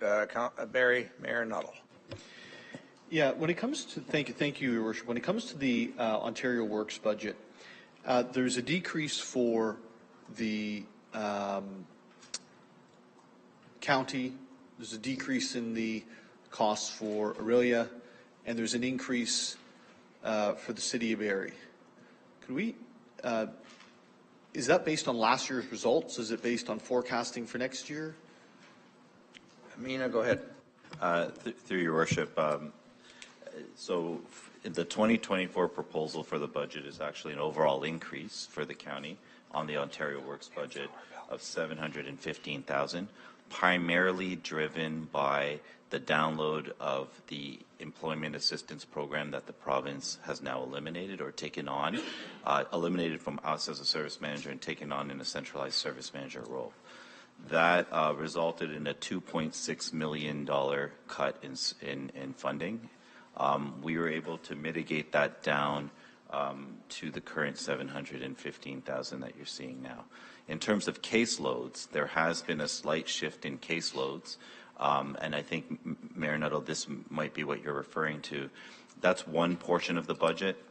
The Ontario Works caseload is shifting a little bit over to Aurelia's increase and the county's slight decrease, the remaining towns and municipalities, and then a slight decrease in Barrie's caseload. However, caseload is 100% funded through the Ontario Works budget, except for the administrative costs that have been frozen since 2018, which we split 50-50 in 2018, which is more like 70-30 right now because of that freeze. So what you're seeing is the overall download of the employment assistance is causing this pressure across the board, and the increase in caseloads results in case management or administration. You're only paying 70% of that cost right now, but that gets distributed by caseload calculation. Okay, Councillor Fowler. Go ahead. Oh, Fryer. I'm sorry. Yeah, Councillor. I get my name straight today. Okay, and I'm being accused of not being able to hear at home, so it could have been right. Sorry for that, Warden. I appreciate it. Thank you. I wanted to ask, if I could, in reference to the slide that's here, in 2020 and 2021 and 2022, we're showing property tax increase of 2, 0, and 2. Was there any capital adjustment within those numbers, or was that all operating? Through Your Worship, that was operating for those years. So there's no capital adjustment at all in those 3 years with the previous council? In terms of capital programs, we did defer, especially last year. We did defer what we could in terms of spend, but it didn't impact the levy. It impacted what we were internally financing at the time.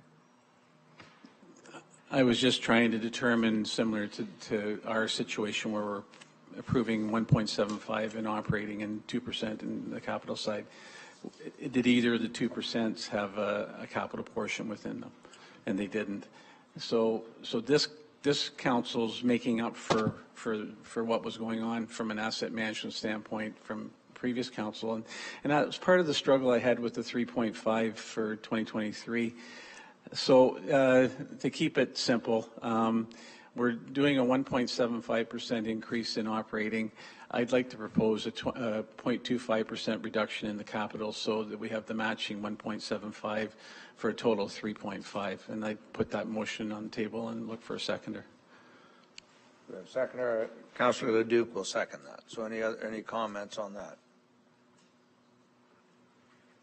No comments, then I will call for a vote on that amendment. Do you want? We're going to get clarity on the amendment here, though, Councillor.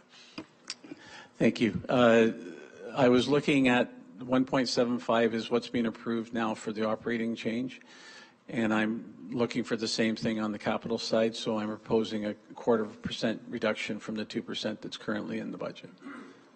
To a 1.75. On the capital side, correct? Councillor Anderson. Yeah, just a clarification, if I could, from the councillor. Is that a reduction in capital projects then? So what's the idea behind the reduction? Like, where are we going to cut for capital project? Councillor Fryer. Thank you. I believe the 2% is built into the asset management plan, so there wouldn't necessarily need to be a cut because that's a long-term plan.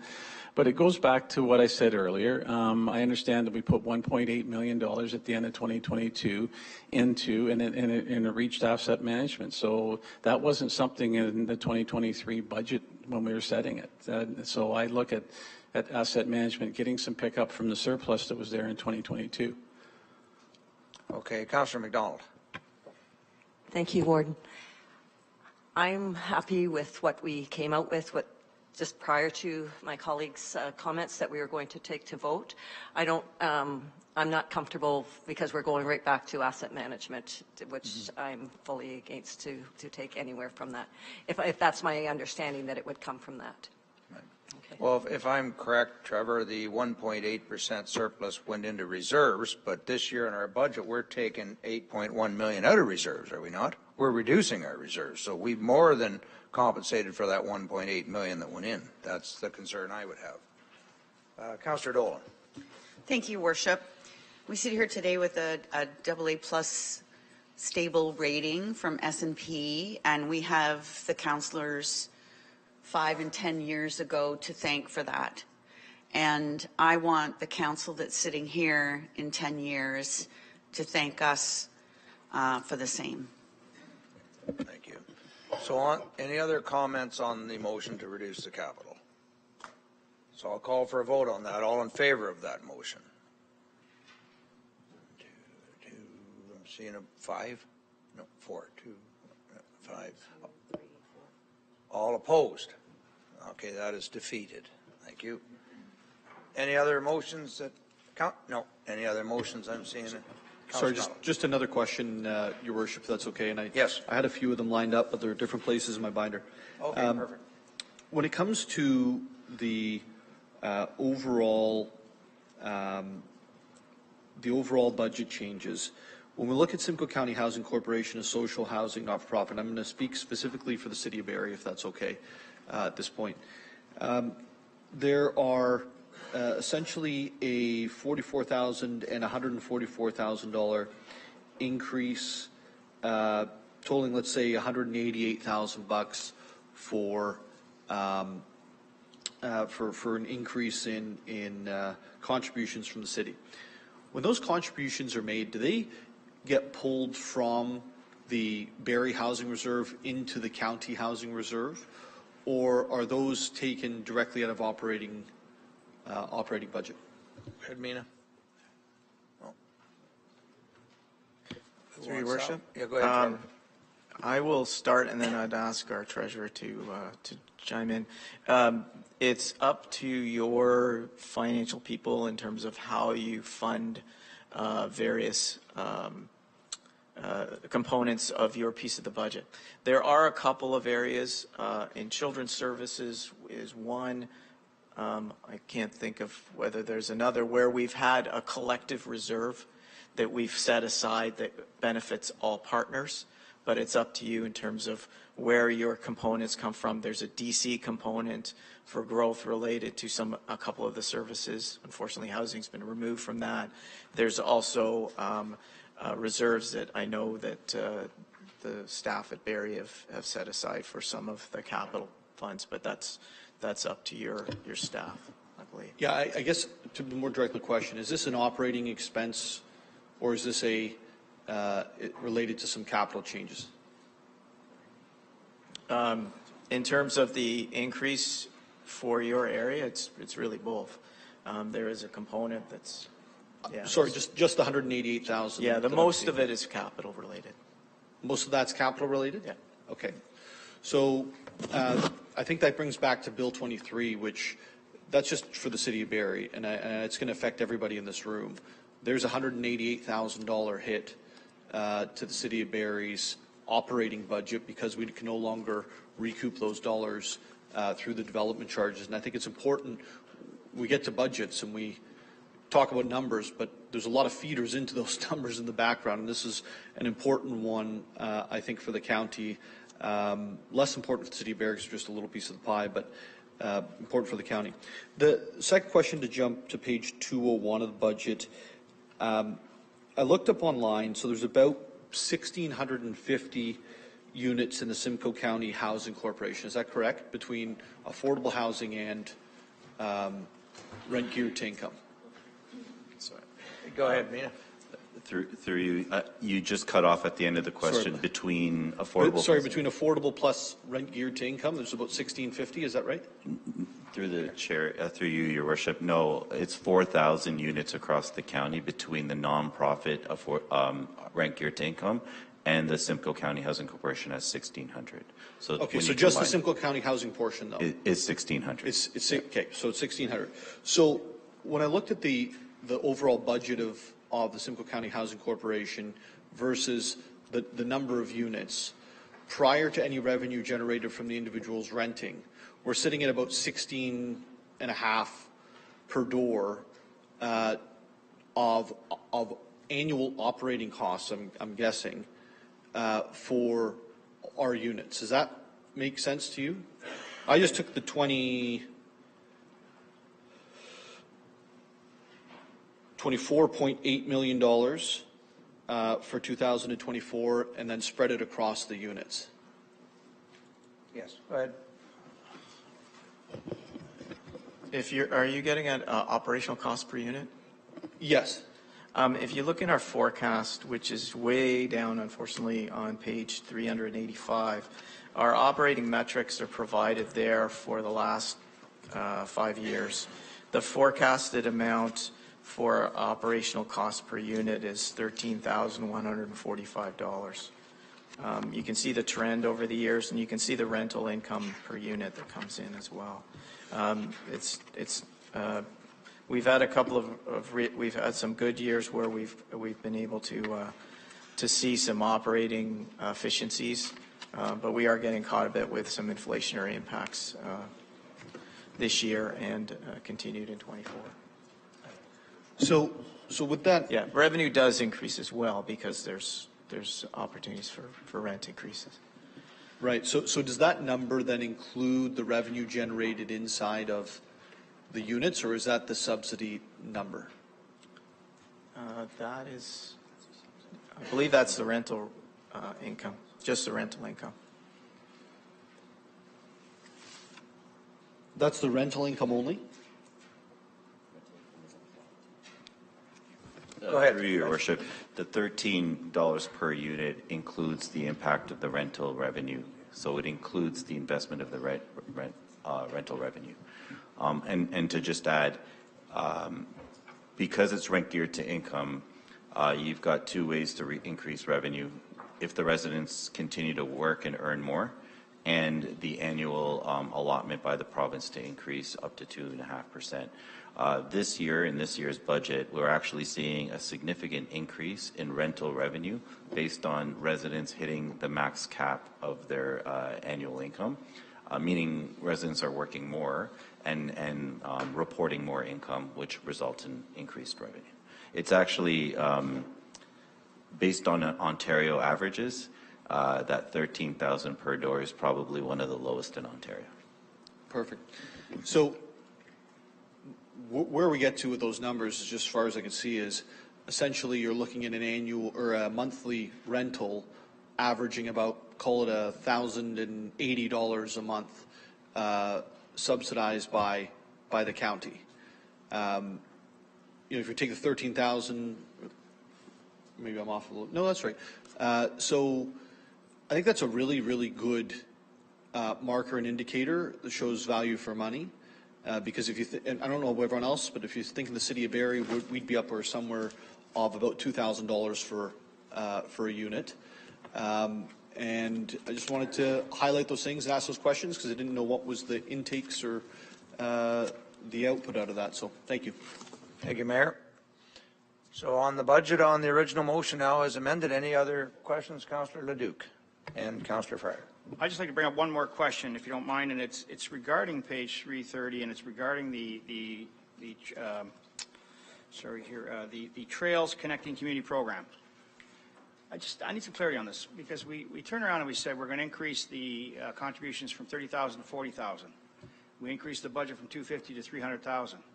When I do the math, I look at it and I only get 7 projects at 40,000 out of that funding. If I go back 30,000, I get 8 projects out of that funding at 250. I just want to know, is there a benefit to this program doing this? What's the real benefit here? I'm getting, instead of getting 8 projects, I'm only getting 7 trail connecting programs. So I'm just, this 50,000 to the taxpayer, and I know it's not a lot of money. It's really not a lot of money here, but I'm trying to balance this out in my mind. What is the benefit of this program if I'm going to increase this and I'm only going to get 7 projects instead of getting 8 projects, sharing it amongst more municipalities? I mean, we would get 8 municipalities participating in that.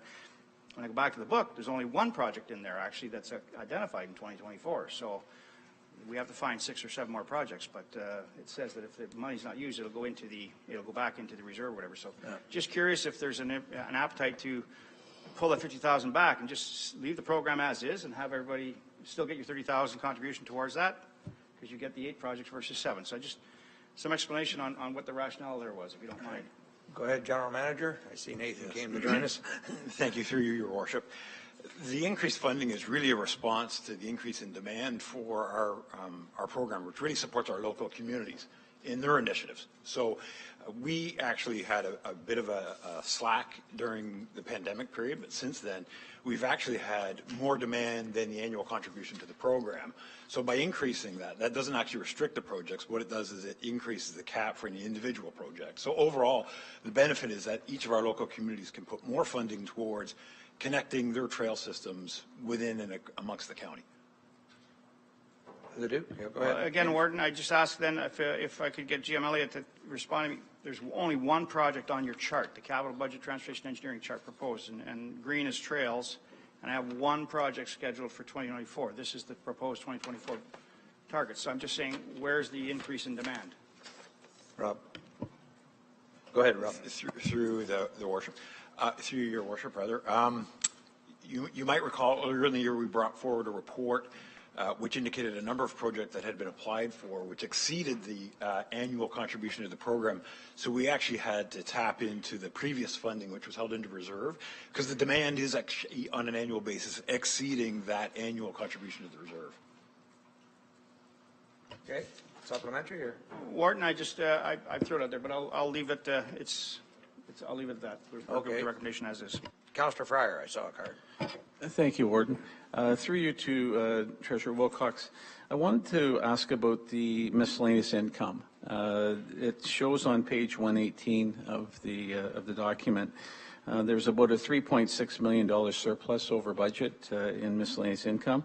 I'm sure that the majority of that is probably have to do with interest revenue, but I couldn't find any detail, and I was just hoping to get some detail in what's forecasted for 2023 in regards to interest income and what's being forecasted for 2024. Because, as I said, it's a fairly large delta, and then it's only showing a $300,000 delta in 2024. Okay, Thank go you. ahead. Go ahead, Trevor. Through your worship, there's a number of components in miscellaneous income, but the component that's related to investment income is a combination of the interest that we receive for our cash as well as any other balances. The rate budgeted last year was 3%. Of course, you've seen the impact of interest rates, and that's grown to 5.5%. So that's what we've used for budgeting for next year, a higher rate. So that's where that's being driven from. Supplementary, or you good? Good. No, that's great. Thank you. Okay. On the budget, any other motions to come forward? Okay, does anybody need me to read the motion again? Everybody's clear. I had it moved by Councillor Fowler and Councillor Bell, and that's with the amendments and the amendments we've done today, plus the ones on the presentation. So all in favor of the budget? Opposed? Seeing none. Okay, thank you. That will come to our next council meeting for final approval, and maybe before we get into the rest of our agenda, we'll take a break. Be back here in 10, what would that be? 10:55. What's that? What did you say, Jim?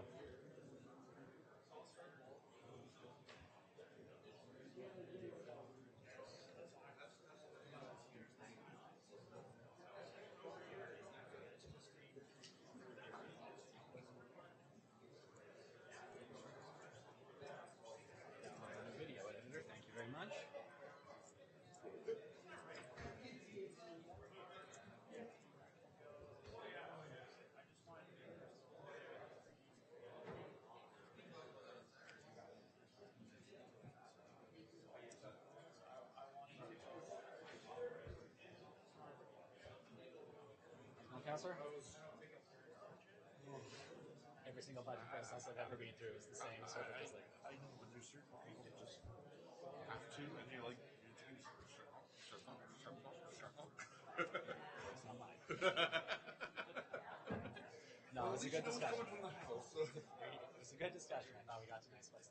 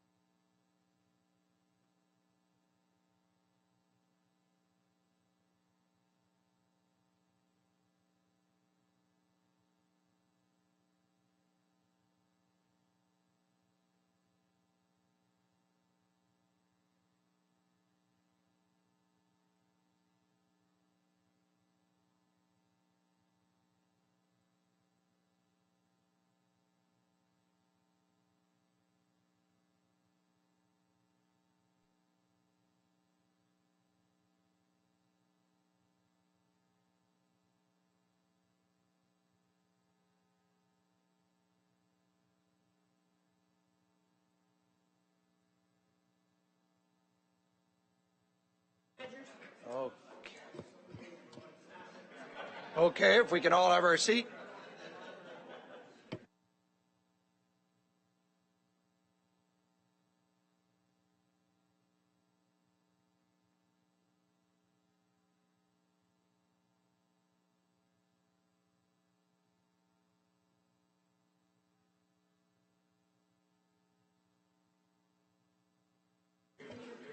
Judy. Okay, if everybody could be seated, we'll get back to our agenda.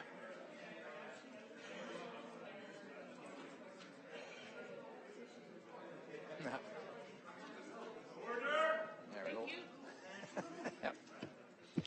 Thank you, Doug. So we are now on to our standing committee. So I'll go to Chairman Leduc, Human Services. Thank you. Okay, guys. Hello. Can we have attention? All right, we're at Section 6, Human Services, Consent Agenda. We have 2 items on there. We have a letter from the Clearview Township regarding establishing guaranteed livable income, and we have the 6.2 homeless funding and program updates. Would anybody like anything pulled for further discussion? Seeing none at this time, then I have a recommendation that consider, where am I? Hang on, sorry, wrong page. That the following consent items have been given due consideration be received. Moved by Councillor McDonald, seconded by Councillor Van Straven. All in favor? Carried. Thank you. We're Section 7, Human Services, Community Services. We are at 7.1, CCW 2023-201, 2023 Community Settlement Strategy. Do I have anyone that wants to pull for questions? Seeing none, I'm looking for a mover and a seconder. Moved by Councillor Bell, seconded by Councillor Fryer. That I have that the item CCW 2023-201 dated November 14, 2023 regarding the Simcoe County Local Immigration Partnership 2023 Community Settlement Strategy be received, and the 2023 Community Settlement Strategy as outlined in item CCW 2023-201 be endorsed. All in favor? Carried. Thank you. On to 7.2, CCW 2023-210, 2024 Social and Community Investment Fund. Anybody have any comments or questions with this report? Mayor Nuttall. Yeah, thank you. I think it's just wanted to note that the City of Barrie over a 2-year period has committed an additional $1.65 million to support social services. I believe a majority of that is actually being transferred to the county to work on initiatives like food initiatives, warming, cooling, and I may be missing some, but I just wanted to highlight that we, without a request from the county, stepped up with $825,000 each year, and that is mainly focused on services you're seeing here. The only additional one would be the prisoner release program, which we've ended to downtown Barrie. So just wanted to highlight Barrie's additional contributions above and beyond anything that's allocated in the operating budget. Thank you for those comments. Further comments or questions on this report? Seeing none, I move for the seconder, please. Moved by Deputy Warden Coghlan, seconded by Councillor Sandu. That item CCW 2023-210 dated November 14, 2023 regarding 2024 Social and Community Investment Funds SCIF allocations be received, and that 2024 Social and Community Investment Fund allocations as outlined in Schedule 1 to item CCW 2023-210 be approved. All in favor? Carried. Thank you. We're into Section 8, Human Services Land Ambulance. I have 8.1, the 2023-24 base funding for community paramedicine. Comments or questions with this? It's a good report. All right, seeing none. Mover and seconder, please. Moved by, Rawson, Councillor Rawson, seconded by Councillor Norris. See his hand up. I have that item CCW 2023-300 dated November 14, 2023 regarding base funding for community paramedicine awarded from Ontario Health be received, and the staff be authorized to revise the 4 temporary full-time community paramedicine positions to permanent status as a result of new base funding as outlined in item CCW 2023-300. All in favor? Carried. Thank you. On to 8.2, hospital transfer of care performance targets. Question, concerns with this one? Another good report. Looking forward to this. Seeing none. A mover, a seconder, please. Moved by alternate Councillor Hutchison. It's okay? Yeah. And then Councillor Gordon. Seconded. Thank you.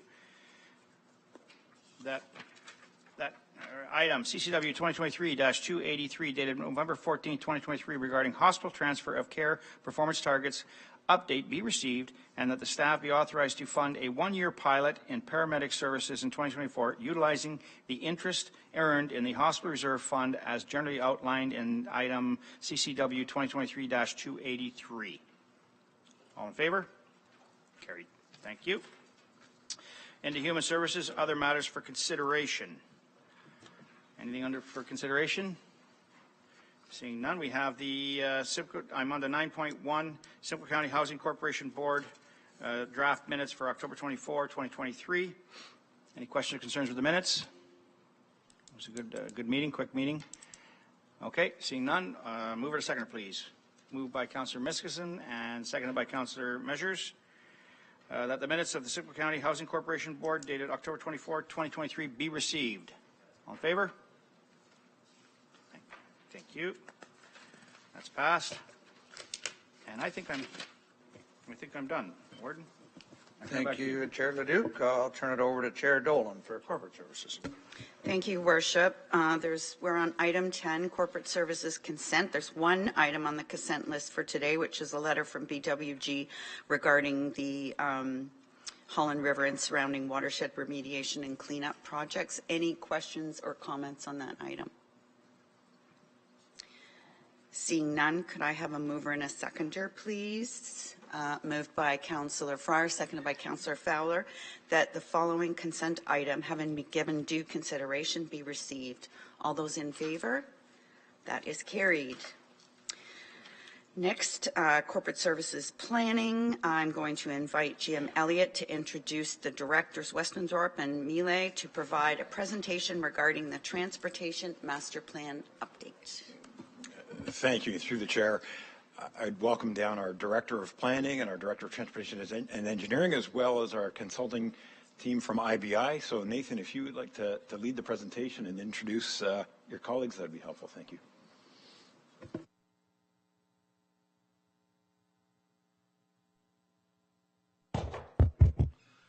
Thanks, Clerk McGill.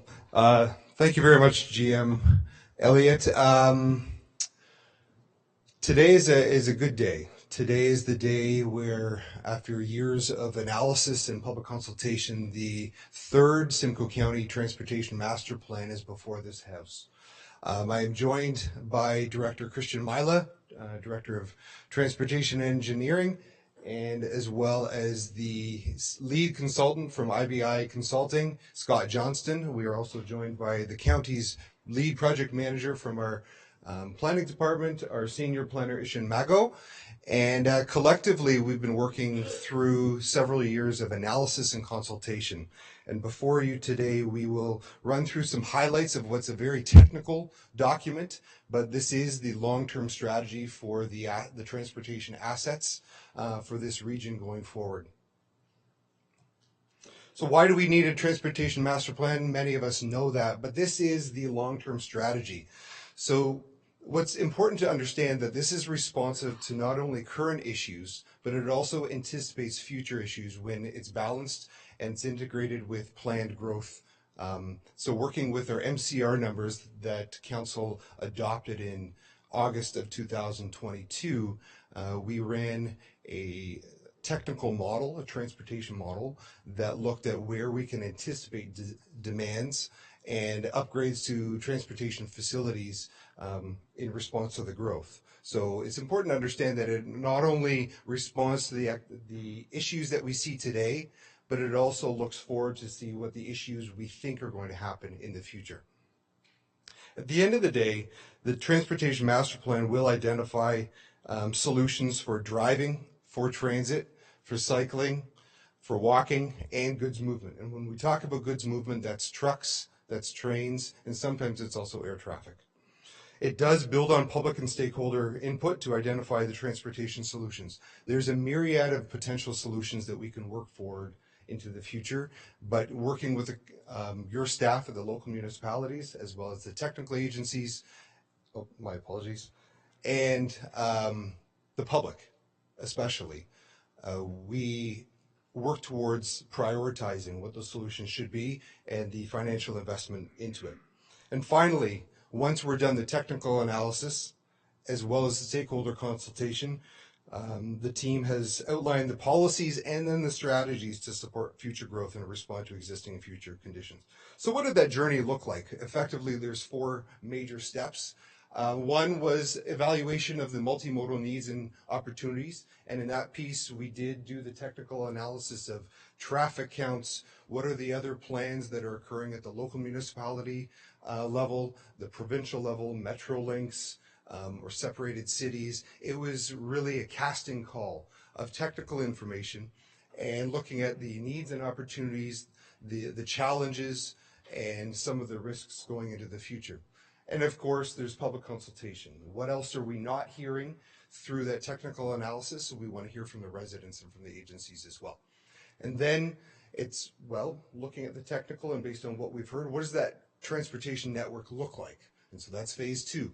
And again, when we went through, and there's a phase 2 report, there was a phase 1 report, and with each phase, there's a culminating report. Once we produced phase 2, there was public consultation, and then finally, through that, there's a refining process because not everything can be a priority. My apologies, the computers keep skipping around. We had to arrive at a recommended network. So all things considered, what are the best choices to prioritize the transportation facilities and the actions and the policies for the County of Simcoe? And that culminated in what's known as the summary report or the phase 4 TMP report. And effectively, that's a distilled version of all the other reports combined into a summary document that is really the roadmap into the future. And again, there's a public comment period, 30 days past council's endorsement of that summary report. As I said earlier, the county transportation system is not the only transportation system in this region. You've got the local municipal transportation, you've got local municipal transit, you've got many other agencies, including Metrolinx and Ontario Northland and the provincial highways, as well as the MTO. And then there's layered on top of all those actors are a multitude of plans, including the Greater Golden Horseshoe Transportation Master Plan, transportation master plans for many municipalities, and the list goes on. So what did consultation look like? It was a key spine of the entire project. We had in round 1, we had a public information center, and that's an opportunity for anyone and everyone to come out and hear about the project. And that included a public survey and an interactive map where people could put pins on an interactive map from the convenience of their home or wherever they're sitting, and provide their comments. And what was very interesting about that process is it mirrored what we found difficult in past processes, which is when you talk, it's very hard to describe an issue, but when you can point to where the issue is, it's a lot more meaningful to not only the resident or the person providing those comments, but it's also much easier for the project team to identify where those issues are rather than having to decipher people's written comments per se. There's a municipal advisory committee struck, and they meted for the first time in round 1, and that was all of the local municipal counterparts, directors of public works, directors of engineering, and then there was also a technical advisory committee struck, and that included groups like MTO, Metrolinx, and the such. And then, as always, through every round, there was Indigenous outreach, making sure that we're cognizant of the needs and the input from our Indigenous communities across the county. And so that same piece, that same approach flowed through round 2 and then round 3, and then today we are here before you seeking endorsement of the final plan. So what did we hear during that public consultation? We heard some major themes, and it's interesting. This is the third transportation master plan that I've been a part of for the County of Simcoe, and every transportation master plan has a bit of a theme. The first one was active transportation. It was the county's first foray into active transportation, and it was that transportation master plan was endorsed by council first in 2007, and that actually gave birth to what was discussed earlier this morning about the Trails Connecting Communities program. How do we work with the local municipalities in investing in active transportation? The second transportation master plan, a major theme, not the only theme, but a major theme was transit, and that gave birth to the county's Links transit system. And this one is again transit. How can we move transit further? But this one was a little more balanced. How can we move things more efficiently? We're a growing county. We can't keep expanding roads. How do we approach more things from a multimodal? How do we move people more efficiently and move goods more efficiently? Knowing that the growth is coming, how do we do it cost effectively, but also efficiently and conveniently from the user's perspective? So there is a support for safer and improved countywide active transportation. That was very evident. There was a desire for improved transit connections. There's only one rider, but there's a multitude of transit providers. So how can we do that differently? And there was a desire to explore that further. And then, like I said, improved network efficiency overall through the multitude of modes. Also, how do we balance the needs of trucks needing to travel the roads with the other users? Whether or not it's cyclists along the road, or whether or not it's drivers, or even pedestrians in some cases inside of our 93 settlement areas. So all that, the technical analysis, and especially the public consultation, we developed a vision. And the vision for this TMP is that we have a safe and efficient and accessible multimodal transportation system that responds to the county's vast geography, provides the connectivity needed for its growing and changing populations and businesses, and supports community environmental health. And then out of that vision came some goals, 6 goals specifically. And the number one has been a common theme, connected communities.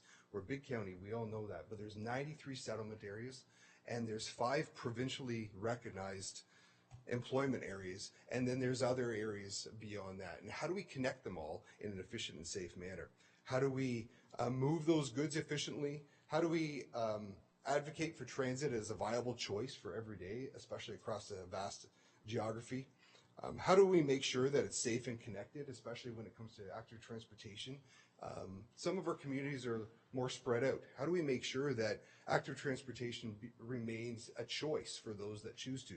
I do know that there's some, for instance, teachers in Clearview Township that live in Collingwood, and they take the very Collingwood Railway Trail that was originally funded in the mid-2000s, and they take that to school as much as they can for as long as they can. And that's a great example of investment in a long linear trail between 2 communities that people are using on a day-to-day basis, not just for a recreational use, but now for utility use. And that's a new threshold that Simcoe County is crossing.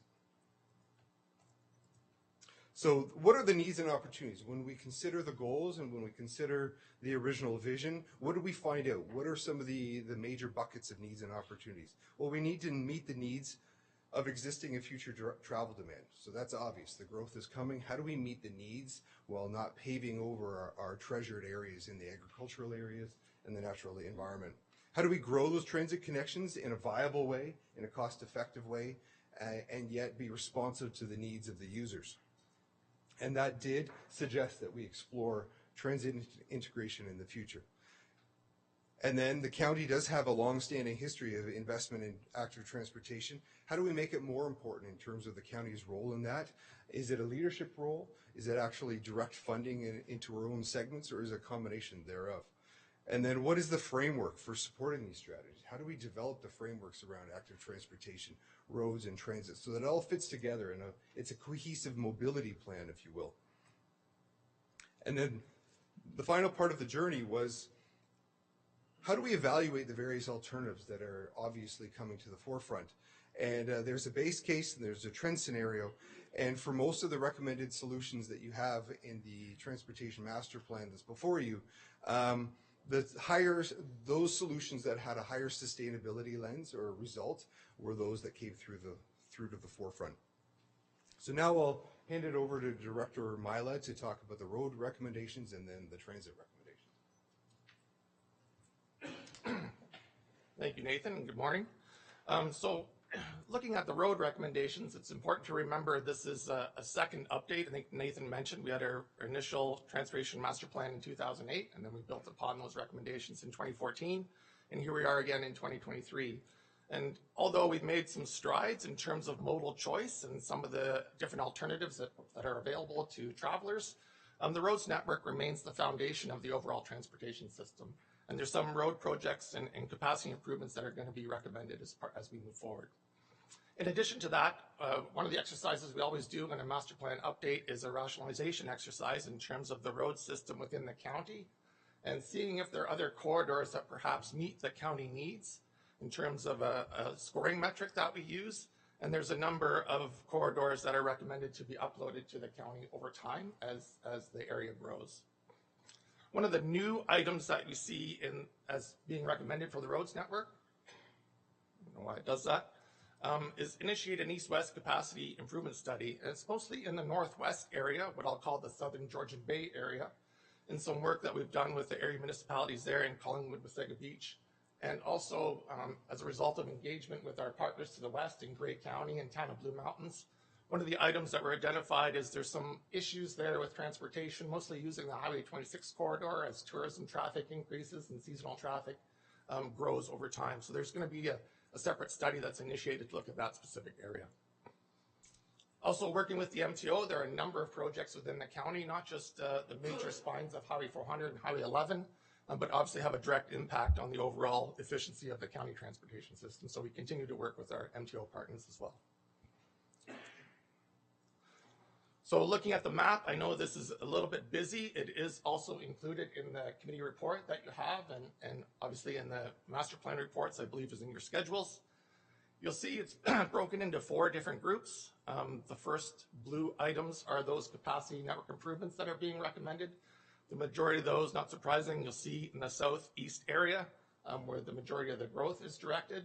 A lot of those projects are carryover from the previous transportation master plans, and it's really just a validation that some of those network improvements are still required, even though there's other modal choice that we're looking to also complete over time.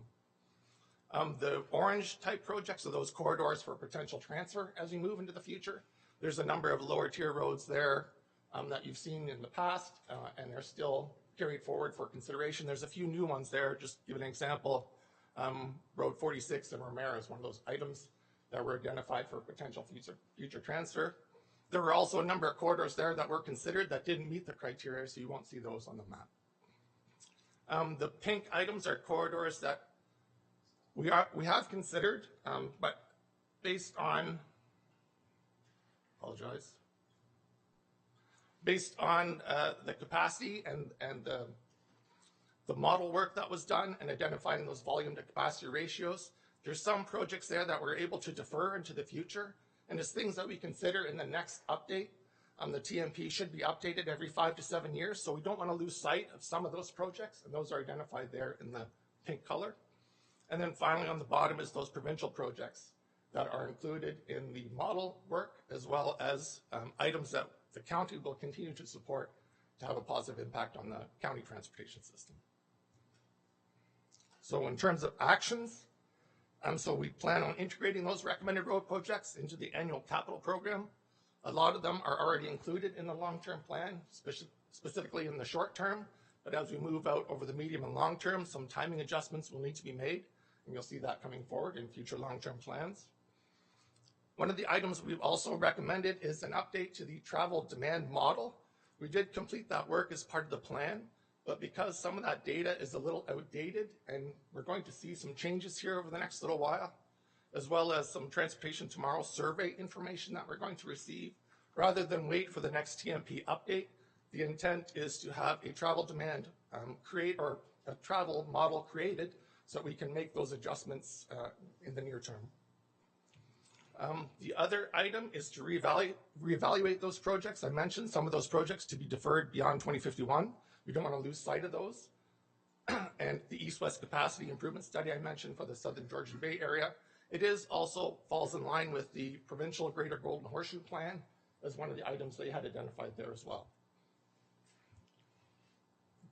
I think that was the last item there. Sorry. Right, and also work with the MTO to help progress the provincial projects. We meet with them on a regular basis, and obviously the work that they do has a big impact on our overall plan. So I think that's it for roads. Moving on to transit. There are 5 key items there, key themes that were identified through meeting some of those goals that Nathan was speaking to. So the first being connectivity and coordination. The county is quite large, and we do have the existing transit system, but to try and make all those connections and coordinate with all the different players, it's an enormous challenge, but that's something that we're recommending to improve on here over time. Fare integration is one of those things that the work is already underway, but to try and get that seamless approach for the rider, it's quite important that they don't see that interference in terms of what they pay for fares as they move around the county. Accessibility, there's some improvement to be made, not just at the bus stop level, but also with our facilities and the buses and the specialized transit system. Governance and funding, so how does the transit look into the future is something to be considered so that we don't lose sight of any funding opportunities, particularly from higher levels of government. And finally, sustainable infrastructure. So we already have work underway on a zero emission study in terms of what our bus fleet could potentially look like. And it's not just electric vehicles, it could be other fuel sources like hydrogen fuel cells, as an example. So how does that look going forward? So there are 2 things that we will embark on if approved. So first is a more near-term 5-year study. We have completed the initial implementation plan. Transit started with the first route in 2018. So here we are 6 routes later, and we're wondering how we move forward. So we'll look at a near-term 5-year study to identify potentially new routes, excuse me, and look at other service changes in terms of hours service, perhaps extended weekend service as well. And then also more of a holistic 10-year study to see where the transit goes in the future and what that vision looks like for potential transit amalgamation among the 6 or 7 municipal providers to see if there's some consolidation that would be more effective in terms of transit delivery. As we build on those short-term directions, we will keep those long-term goals in mind. So there's some things that we can do for potential new routes as they evolve in terms of making sure that's set up for the long-term vision. And then to do that, we'll have to begin that countywide transit model, or if that's approved, it wouldn't be done on the county level alone. That would include a working group with member municipalities and other service providers to make sure we take all the stakeholders' considerations in mind. Okay, I think that's it, and I'll turn it over to Scott for active transportation. Thank you, Director Miel. Pleased to be here presenting the Transportation Master Plan, which is a great plan for the county. Picking up where we left off, active transportation. So AT is short for active transportation. That is cyclists, cycling, and walking, and other active modes. We developed, to start with, a set of actions, a set of active transportation supportive items. So building on the prior 2014 TMP, we developed a list of 20 priority cycling routes for the county. So these would be selected from the long list of projects from the prior TMP, the routes in the county that should be developed first and invested in first. They were selected based on their connectivity and value for transportation, recreation, and tourism purposes. So recognizing that active transportation can serve multiple purposes, even in the county, which is a vast geography. The prior TMP developed a much longer list of projects, and those projects are carried forward in this TMP so that the recommendation is not just limited to the priority corridors, but the full network from the prior TMP. It's very important to point out that the active transportation cycling routes proposed in the TMP require a lot of coordination with the local municipalities.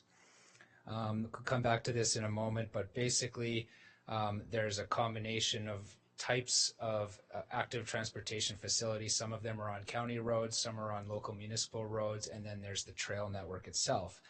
The county routes that are identified on local municipal routes might involve financial support from the county. That would be determined on a case-by-case basis.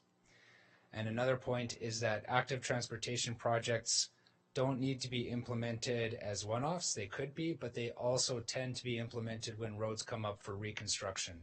So all roads age over time, they're due for reconstruction, and that there's cost efficiencies to implement the AT facility at that time. On this slide, we see a map of the active transportation recommendations. As for the prior map, it's a little bit detailed, but we could go through the individual projects. The key point being that it is that multi-purpose cycling network that serves transportation, connectivity, and recreation and tourism. And tourism potential in the county is high and great, and to encourage visitors to come to the county to use this active transportation network. Another point, just referring back to the working with lower tier municipalities, some of the routing presented in the TMP is preliminary. It's a quick look, or it's our first look at what the routing of these individual routes could be, but there's a need to work with the lower tier municipalities to come up with the final routing.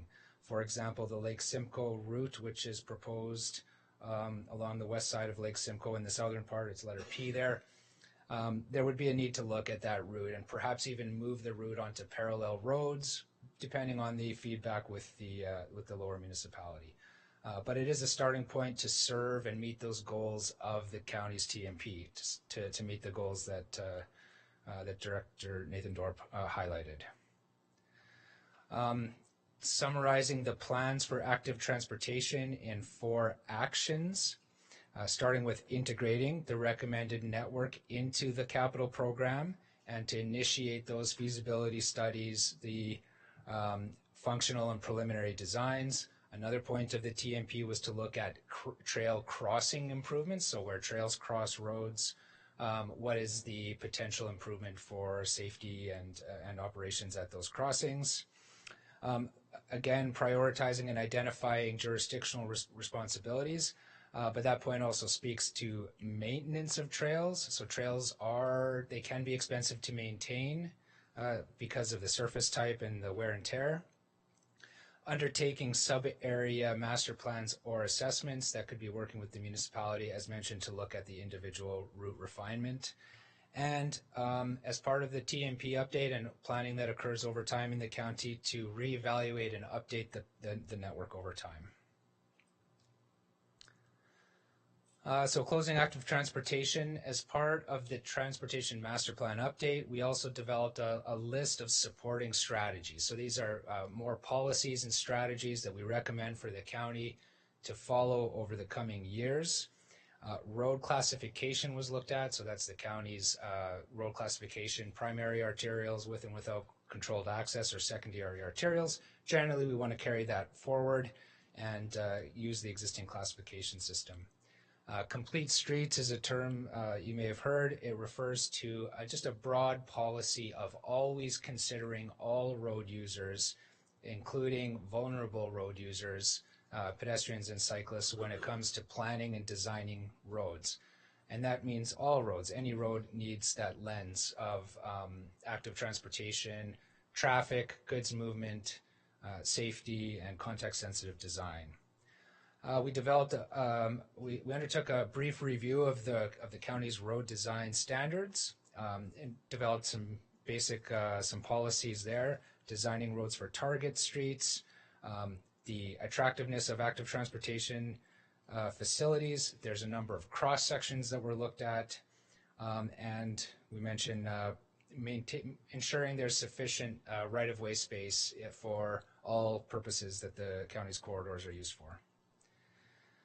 Road rationalization, which Director Miel covered, but basically we looked at the county's road rationalization framework and identified a number of roads that meet the criteria for transfer to the county. Those would be targeted over the horizon of the TMP So they're not necessarily short-term, this year or next year uploads, but over the next 20 years they would be adopted. Commercial goods movement, that was a topic of interest to MTO in our consultation with MTO. The MTO has a strategic goods movement network, and basically the county road serves to provide access from municipal goods movement generators to the provincial network, and basically acknowledging the need to accommodate trucks on county roads, and to support modal shift where it's applicable from trucks to potentially expanded freight rail use. The TMP included a look at air travel with the Lake Simcoe Regional Airport and a need to look at the long-term plans of the access routes to and from the airport. We included County Road 27 in the strategic plan as potential upgrades. Road safety, very important topic that we heard a lot from the public about during the consultation and from stakeholders. So the TMP recommends the county develop a safety council, which would allow, or which would basically direct staff to look at safety across the county, identifying perhaps intersections with higher collision rates, and working with the municipalities to look at those individual intersections, and potentially allocating capital budget for those studies or for the improvements themselves that would arise from that safety review. Continue the county's roundabout first approach, so when an intersection comes up for design, consider a roundabout first. Roundabouts are known to have reduced severity of collisions. Emerging technologies, always an interesting topic for the public and stakeholders. Electrification of private vehicles is a big topic these days.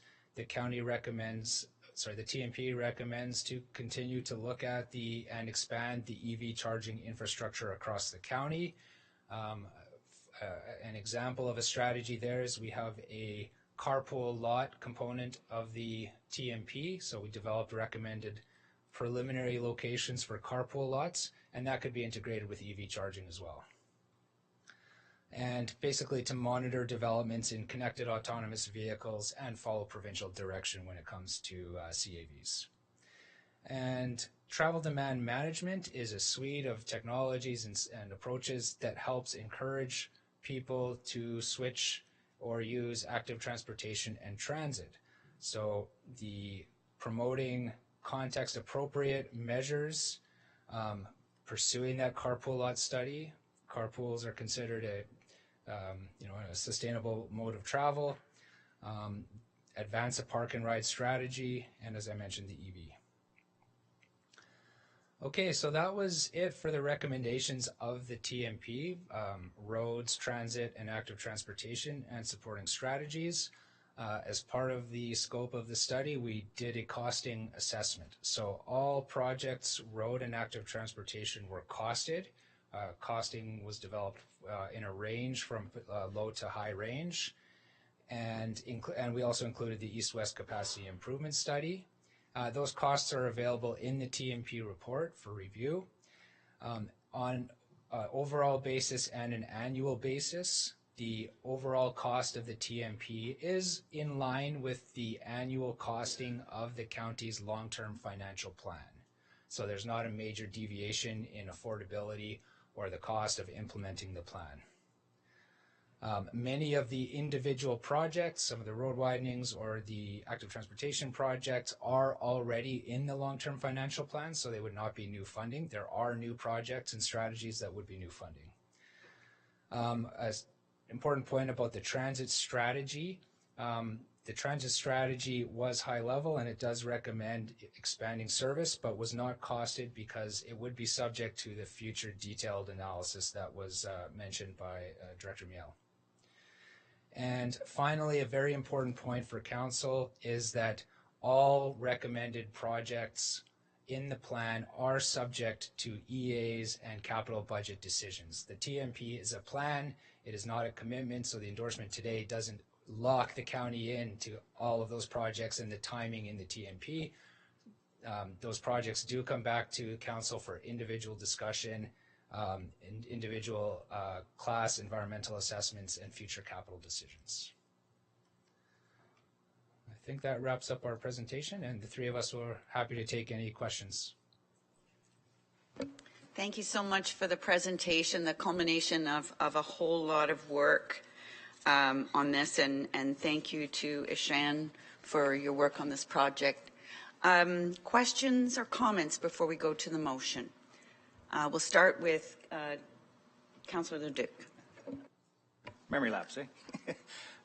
No, thank you very much for the presentation. A lot of work went into this TMP. Thank you very much. It's a tough job, and I like the fact that you picked up on a lot of things. Transit and active transportation are human-based moving products that we have to really delve into. And with the county growing to 550,000 population and 100,000 new jobs coming into the county, we need to move goods. That's the key, is moving goods, right? And I wanted to say that I looked at the plan and I'm thinking, okay, it looks great. I just don't know where the scoring, when it came down to the scoring aspect, and we put the $0 for a bypass, because I'm looking at, we all know when we have the province of Ontario talking about the taxation and the billions of dollars they lose when it comes to traffic congestion within the province of Ontario. It's, last time I heard it was like $6 billion in tax revenue. So my question is, how do we score that as a 0 when we come to a bypass that would help move our goods quicker to market? And case in point, New Tech did it with Honda. They built a bypass for Honda to move their goods, and that was the key for Honda, was actually having that bypass to get their product to good. It's about getting goods just in time, right? The JIT system. So I'm just concerned. I just wanted to say, you know, I know you a lot of work on this, great thing, and I liked your last comment. Your last comment was, this is not in stone. This is a moving. This is a living document that will continually evolve and will move further. But I was just concerned with the fact that we had a 0 aspect when it came to points for a bypass system that would help, I thought, in several different areas. And the key to me is all about moving goods and jobs. It's the county is going to grow, but it's the jobs we want to grab. It's the employers that come into the county that we want to show. And if we can show the transportation network that delivers on those aspects, that's the key to it. So just maybe a quick comment, but on that aspect, why it was a 0. Thank you. Thank you, Mr. Melee. I'll try and answer that through the chair. So in terms of goods movement, I'm assuming you're referring to a bypass around Bond Head. So fair enough, all bypasses. When we look at that in terms of a goods movement score, we look at how those goods are being moved today. Certainly there would be improvements by a bypass, and that's one of the things to consider. And if you look at the scoring in terms of, I'll focus on Bond Head specifically, you'll see that that bypass is still rated as something to be done here in the near term, and it remains in our short-term plans. In terms of good movement, it's really difficult to project what that score will be, because obviously the bypass is not there yet.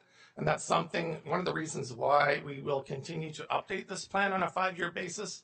As some of those pieces of infrastructure are built, you'll see that goods movement corridor, and then they'll be scoring a little bit higher as well. Follow up? Yes, and I thank you very much. I know it was a difficult question. I just was trying to get my head around it, but thank you for the answer. And it's I think the key was the last statement where we said this is a living document. We'll continue processing this. So thank you. Other questions or comments? Councillor Van Stavern. Thank you. In regards to the AT, the active transportation, is any consideration being put towards recreational vehicles, recreational usage at this time? I noticed some of our roads in Clearview have been identified as usable for cycling, for example, but they're also identified under our system as usable for ATVs and stuff like that. Can somebody speak to that going forward? Go ahead. Through the chair. So in terms of active transportation, there's a number of different types of active transportation. There's motorized and non-motorized use. Currently, I'm aware in Clearview Township, and there's a number of others that do allow ATVs on the road system. It's not really fitting for the county road system to allow ATVs everywhere. We do consider ATVs as part of some of the trails into the future. As an example, the Barrie-Collingwood Railway, we did bring that recommendation back to allow that for only non-motorized use. So as these trails are developed over time, we can make that consideration in terms of what the permitted uses can be. But for the most part, the county road system wouldn't be permitted for blanket ATV use. We do have an ATV bylaw that allows certain connections to be made across the county system in a number of different areas. That's something we can review on a regular basis. But for the most part, we would have to consider that as that trails network gets developed. Thank you. Other questions or comments? Councillor Norcross and then Councillor Cabral. Thank you, Madam Chair. Through you, thank you for the presentation, Director. My question, I've asked it a few times. We're fortunate enough to have links go through 2 of our urban centers in New-Tecumseh. We do have a 3rd urban center to the south that's not connected. Is there a possibility where consideration be given, could we pay for the service for a connecting link from that urban center to hook up with the links? Because you referenced that you're looking to partner and coordinate with existing transit systems that are out there, particularly Barrie and Orillia. We can't afford our own, but we would certainly be willing to pay for a connecting link. Thank you. Thank you for the question. So that's one of the items in the transit recommendations are to do 2 things. One is the near-term study to identify future routes. That's where that would come into play. If there's an area where we need to service, there's a number of other communities that have requested the same thing in terms of making those connections. That's intended to be done next year. As you remember, we do have an item in the budget for 2023 and 2024 to purchase additional buses with the idea that those new routes are on the horizon, most likely implemented in 2025.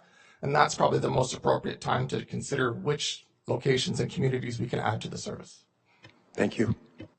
Thank you, Councillor Cabral and then Councillor Hamlin. Thank you, Chair. Just a question with respect to the transit piece there, in particular the idea of, I guess, fare integration, a seamless experience for the rider, given wherever they might want to go from within one municipality to Barrie or to Orillia or wherever. I noticed you really only identified Barrie and Orillia as the key pieces, and we also have some other smaller municipal transit systems in place. Is that because that the smaller municipal transit services are a little bit, let's say, more approachable to come on board, or is there some aspect with Barrie and Orillia that we're focusing in on specifically on them, or whether that's just the way your presentation happened to go? Through the chair, it's really just the way the presentation happened to go. In terms of fare integration, I mean, the intent is to integrate the fares amongst all providers, but that's one of the things in terms of the long-term vision is how does that connection get better made? Perhaps it's a single service provider. We don't know what that strategy looks like in the future, but the intent is to have fare integration amongst all the providers. We identified Barrie and Orillia because those are the main points to start. That's where most of the traffic currently is. Councillor Hamlin and Councillor Measures. Thank you, Madam Chair. Thank you for the report. It's quite comprehensive. I recognize and appreciate the recognition we need an east-west capacity improvement study for South Georgian Bay. And I'm wondering whether this can also include transit. And I raise this because South Georgian Bay, we are in many ways an economic unit, and particularly with the village at Blue on the western boundary of Simcoe County. We have a lot of employees for that village living in Clearview, Collingwood, Wasaga Beach. And there's also who need to get to the village, I'll say, and also there's an incredible number of visitors traveling back and forth. And I think we could get more visitors into the Simcoe County communities if there was a transit that people would take advantage of while they're maybe staying at the village. So as you probably are aware, the mayors and CAOs in South Georgian Bay meet on a regular basis, and very informally, but to discuss issues of common concern, including transit and transportation. And we have asked the province to look at funding some of these sub-regional issues. So far, I've heard nothing. So we really depend at this stage on the county and the county's consultants to make sure that we're looking carefully beyond the west boundary of Simcoe County. And you've mentioned adjacent municipalities, other stakeholders, and I did hear those words, so thank you. But I really just wanted to emphasize how important that is to the western part of Simcoe County. And then to come back to my question, whether the capacity study could also take a look at transit. Thank you. Through the chair, I would expect that the capacity study does consider transit, but it's also part of the 5 and 10 year vision for transit in general. So I think it certainly won't be overlooked.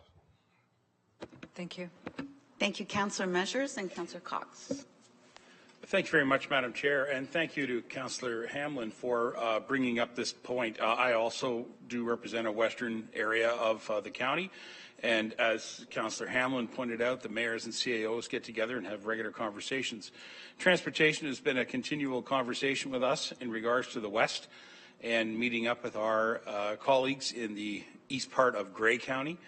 And so again, our deputation to MTO, while it was very positively received about creating a study, as was pointed out, as a sub-regional study, I think we need to continue to press that, and I would hope that the County of Simcoe perhaps will step in and join us on those efforts in the fact that, we are connected economically to the entire eastern side of Grey County.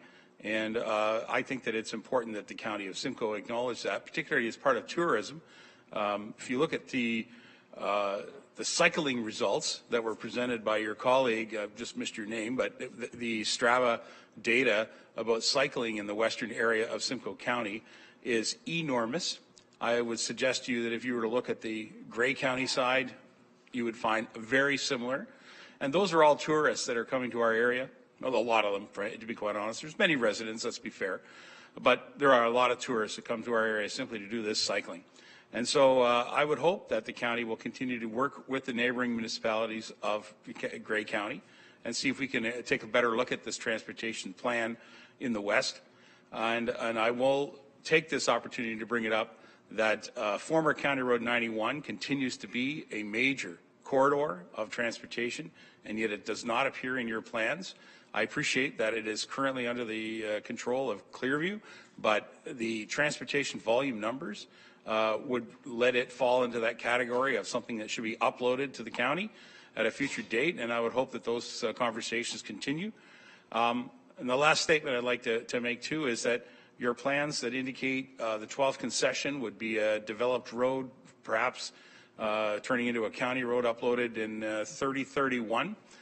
If the work of the mayors and CAOs from the western side of Simcoe can get the MTO's attention, I would suggest to you that Highway 26 will end up being quite significantly increased in volume, and so that road will also need to fall into line to meet its future needs. So I heard your comments that this is a plan that can be look to the future, that it's going to be evolving, and we're going to take new information, new data as we move along. I'm glad that we're getting to this point where we have a new plan initiated, and you're all to be congratulated on the large amount of work, but I would think that this is sort of the project that you're going to have to keep an eye on every week. There's something else changing in transportation every week, it seems, in this province. So thank you for that, and I hope you accept my comments positively, because I know we need to work together from municipal levels and the county levels to keep our people moving on our roads. Through the chair, maybe just a quick comment. In terms of the east-west capacity study that's being identified to move forward, that's one of the reasons why that's included in there, because we have been working with the MTO, both central region, as you know, the borders there with western region as you cross into Grey County and the town of Blue Mountains. And I think you're aware we have met with the MTO and some of the regional municipalities to sort of start to flush out some of those ideas and what the scope of work would be for that future study. So that is underway, and we'll certainly hold the MTO's feet to the fire as we meet with them regularly, because the majority of the impact will be the Highway 26 corridor, as I think you're correct. I just wanted to add, in terms of County Road 91, I know that's a development more recently in terms of what the status of that road is. And I know we've met, and that's something to be considered as well in terms of what that corridor looks like in the future. Thank you, Councillor Cox, and then Councillor Sandhu. I'm going to further, through the chair, discuss what the last two have. We're finding up in our area, and we were at a Lake Country meeting, that tourism operators, specifically it was Horseshoe Valley Resort and different resorts, are having trouble with staffing. They also are having trouble because there's no transportation for the staff that they could find in Barrie to come to their resorts. So I am just going to ask, possibly when you're talking about a countywide transit service model and a committee, that you please include people from the economic development, because I know that they have contacted them, and some maybe major players like Blue Mountain, Horseshoe Valley, a lot of those, because they really are having issues with their staffing, and there's no housing either. So I think that's a major thing we need to talk about, because it does fall back on economic development in retaining our businesses, and right now it seems to be a major problem that we're hearing. Thank you. Thank you, Councillor Sandhu. Thank you, Chair Dolan. I just have a comment. I want to thank the staff for all the hard work that went into it. You can tell that lots of work has gone through it. One of the documents is 535 pages. So I appreciate you doing all the work. The only comment I have is, you know, right now we're struggling. I don't think there's any municipality that is not struggling with traffic gridlocks. Doesn't matter where you go. We're talking about Bradford Bypass, and it was on the books from the mid-70s, and finally there's some light at the end of the tunnel. You said this is a live document and it's going to keep revolving as more information comes on, or as we review it further. I hope that the Bondhead bypass, Highway 27 bypass, is looked at sooner than post 2031. As we're facing the growth in our municipality and the other municipalities, that is going to become a traffic issue for us and anyone that takes Highway 27 and that area. So that's something that for future we need to keep an eye on. Thank you. Go ahead. I'm just, before you go, I have to jump in here. I'm trying really hard to wear my county hat, but Cookstown Bypass has been on the books since 1970, 80 maybe, and yeah, so it's another one that we keep advocating for. Go ahead, Chris. So through the chair, perhaps just a comment. One of the things we recognized as we work through this transportation master plan is we won't have the ability to just build our way out of congestion. So there's certainly improvements to be made and network improvements to be made, like the 400, 404 link or the Bradford bypass, all these other bypasses, and they currently remain in the schedule. But there's other things that we're trying to do in terms of the alternate choices, more transit, active transportation, to try and get more people out of their vehicles so that we can have a positive impact on some of that congestion in other ways. Thank you. I'm going to ask a couple of questions, and I'll go to you, Councillor Duke. So first of all, thank you for this, and thank you for using the MCR numbers, but another reason why we need OPA 7 to be approved sooner rather than later. My question is, we've added on to the to the former plan, but has there anything that has been removed? Is there any surprise? It's a heavy document. I don't want anyone to be surprised if there was a project that was actually taken out of this master plan.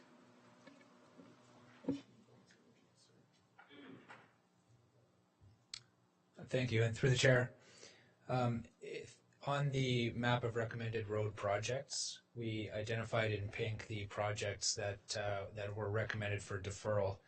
And the idea of the TMP through the evaluation was to, we evaluated all of the road projects, including the provincial projects, against the goals that were developed as part of the TMP. The connected community, efficient, and protecting the environment. The goals of the TMP were used to score the projects, I believe, on a scale of 1 to 5. And so the projects that were deferred tended to be the projects that scored lower overall in a total score. In terms of carrying forward those projects for the future, so the idea would be that they're not planned for in terms of capital funding, but they would still be kept on the books, so to speak, for things like development applications and development permits, property setbacks, and items like that, so that they're not they're not permanently removed from the plan. They could come back in the future, and the idea would be the county wouldn't build or allow a project that would permanently restrict those from being constructed, just that they're deferred. They're not, the need for them wasn't seen as short term for the TMP. Wonderful. So deferred, but not disappeared from the list. That's great. And then my final comment was the traffic safety board or group. Many of the local tier already have those groups, so suggest some coordination with the overall county group and the local groups. Now go to Councillor Leduc. Thank you, Chair, and that fits right into my question. The ASE, the automated speed system, we talked about we touched on that in the TMP here. Just wondered what the focus or plan is, because I'm wondering if the county's interested in jumping into that, because a lot of us are moving forward with it in the southern region, I guess, and maybe even the north. I'm not sure what they're doing there, but some communities are moving forward with that, and so we're just wondering if we can partner with the county eventually when it comes to their traffic signaling and roads. So what's the plan on that? Thanks. Through the chair, specifically to automated speed enforcement or ASE, we have looked at that, but it's incredibly difficult for the county as currently the way the speed is enforced within the county. The police have agreements with all the member municipalities. The county does not, so that's done at the local level. What we have done, though, is speak to a few municipalities, Innisfil being one, ESSA being another. I know they're proceeding with ASE programs, and we're certainly there as a partner to see if we can expand that as well. Wonderful. Councillor Gordon. Thank you. I'm glad we touched on the ASC. We're looking at implementing that in our community too. But I think one of the collective needs of the county is a centralized AMPS program. My understanding is there's 2 AMPS stream, one for your local bylaws, for your tickets and noise complaints and property standards, but there'd be another AMPS stream needed for provincial offense enforcement like HTA offenses. So clearly the local bylaw one is really in the purview of each municipality. But the HTA one that we all would need to participate, it would really, I think, rather than us all reinventing our wheel, it would really make sense for the county to take leadership and look at setting up or tagging onto the Barrie pilot and getting an AMPS program in place that diverts people's prosecutions from the overloaded, backlogged court system, where we see a lot of things just vaporized because they don't get to in time or pled away, to the AMPS program where the municipalities and the county would actually collect the funds for that and administer it. So that may be a separate ask and doesn't maybe belong specifically in here, but it's something we should all be looking at, I think, and perhaps getting our minds behind funding for a centralized AMPS program. Just on a secondary note, I understand the rationale for active transportation and increasing our trail network and getting more people onto buses and moving the transportation system around. I totally get that. But, you know, to Councillor Leduc's point, you know, I think we need to be careful on where we weight our efforts. Getting people around in cars and trucks and motorcycles and, you know, combustion type vehicles or EVs, to me, is a greater imperative, because we're just not going to see people shedding their cars in the middle of the winter, getting onto a bicycle and, you know, going down our new multi-use trail that we're now plowing. We really need to focus on the growth that the province is being forced to deal with. We hear the numbers from the province constantly, and the growth that we have in our communities, which we're discouraging sprawl where we can, but in a reality, it's still going to happen. People aren't going to be using their bicycles as much as I think as perhaps these plans are anticipating. You know, long live the car. But the reality is, I just hate to see us put too much weight on focusing on active transportation and moving away from perhaps focusing on, you know, more lanes and getting people to move quicker. I know it feels wrong. It feels like we're, you know, just contributing to climate change and other issues, but I think it's the reality, and we'd be deceiving ourselves, I think, otherwise. I just think of my municipality that's effectively a bowl, and as much as we try and line our new streets with, you know, bike lanes that we're then forced to clear all winter for the 2 zealots that will use their e-bike in the winter, it just seems like a tremendous amount of effort and cost that could be averted by, you know, finding alternates and focusing on what people are really going to use, which is their automobiles. So maybe that conflicts with, you know, what we're supposed to say out loud, but just maybe we're all thinking that. Mr. Westendorf. Through you, Madam Chair. That's a great point, Councillor Gordon. We are an expansive county, and I think the days of vehicular transport will continue well into the future. My comments on more of an emphasis on active transportation do not eclipse our continued need to continue to invest in our road infrastructure. So it's what we heard is more of a desire for the county to take even more of a leadership on active transportation, but not releasing our foot from the pedal, if you will, on the roads infrastructure. So diving through the recommendations of the Transportation Master Plan that you have before you, there are it's a long list of widenings that are still recommended. So staff maintain a focus on the multimodal, certainly, but we haven't lost sight of the need for the roads to continue to support the growth across the county, certainly. Thank you. Councillor Cox, and then I think we'll call the vote. Okay, through the chair. The other one I wanted to just bring forward, and I'm sure it's a thorn in everyone's side, is the truck route network.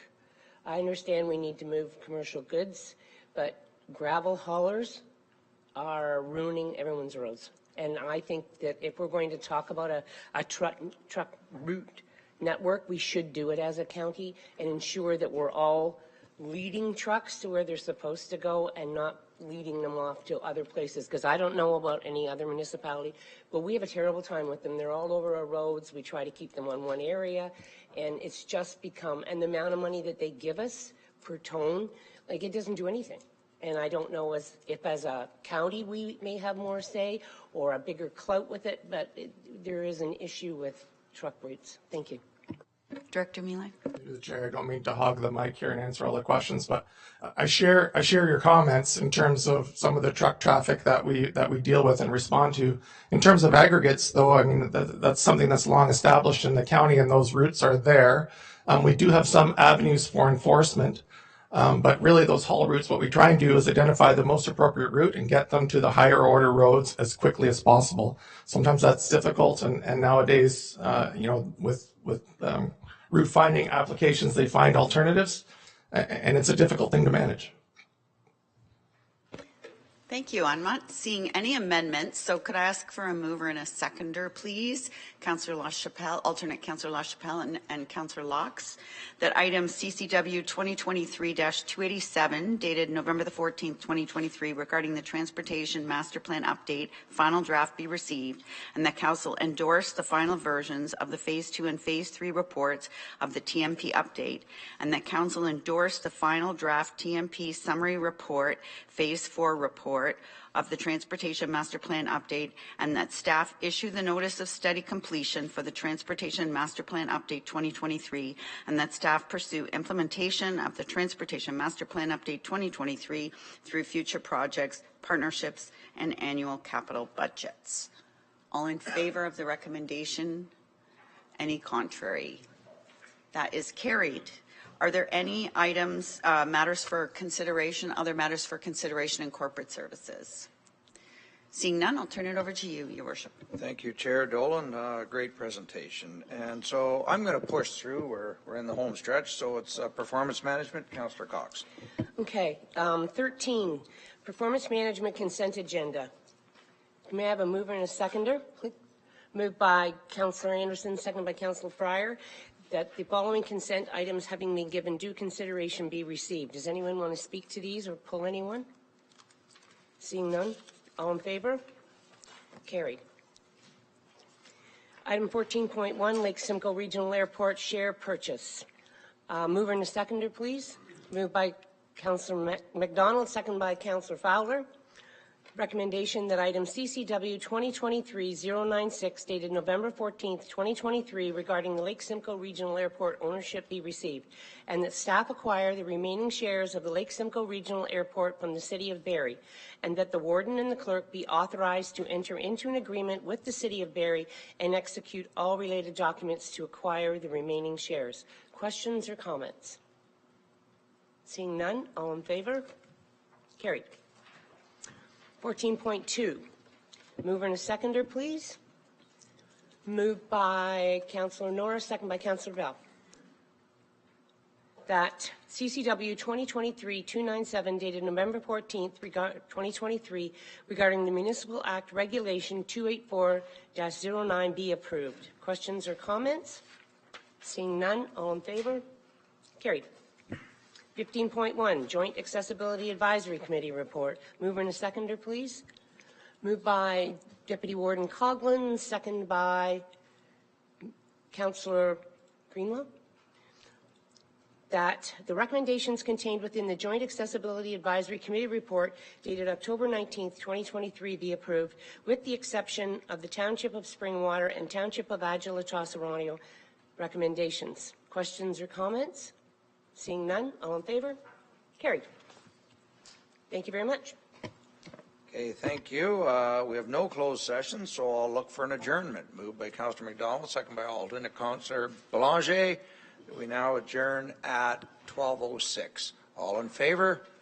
That is carried. So there is some lunch cards for anybody that wants something to eat, but I'm going to ask if Economic Development would stick around, and we'll have that meeting right away because I do have a governance meeting at 1. So I'm going to have ActDev first, and then we'll... Can we grab something to eat at the meeting?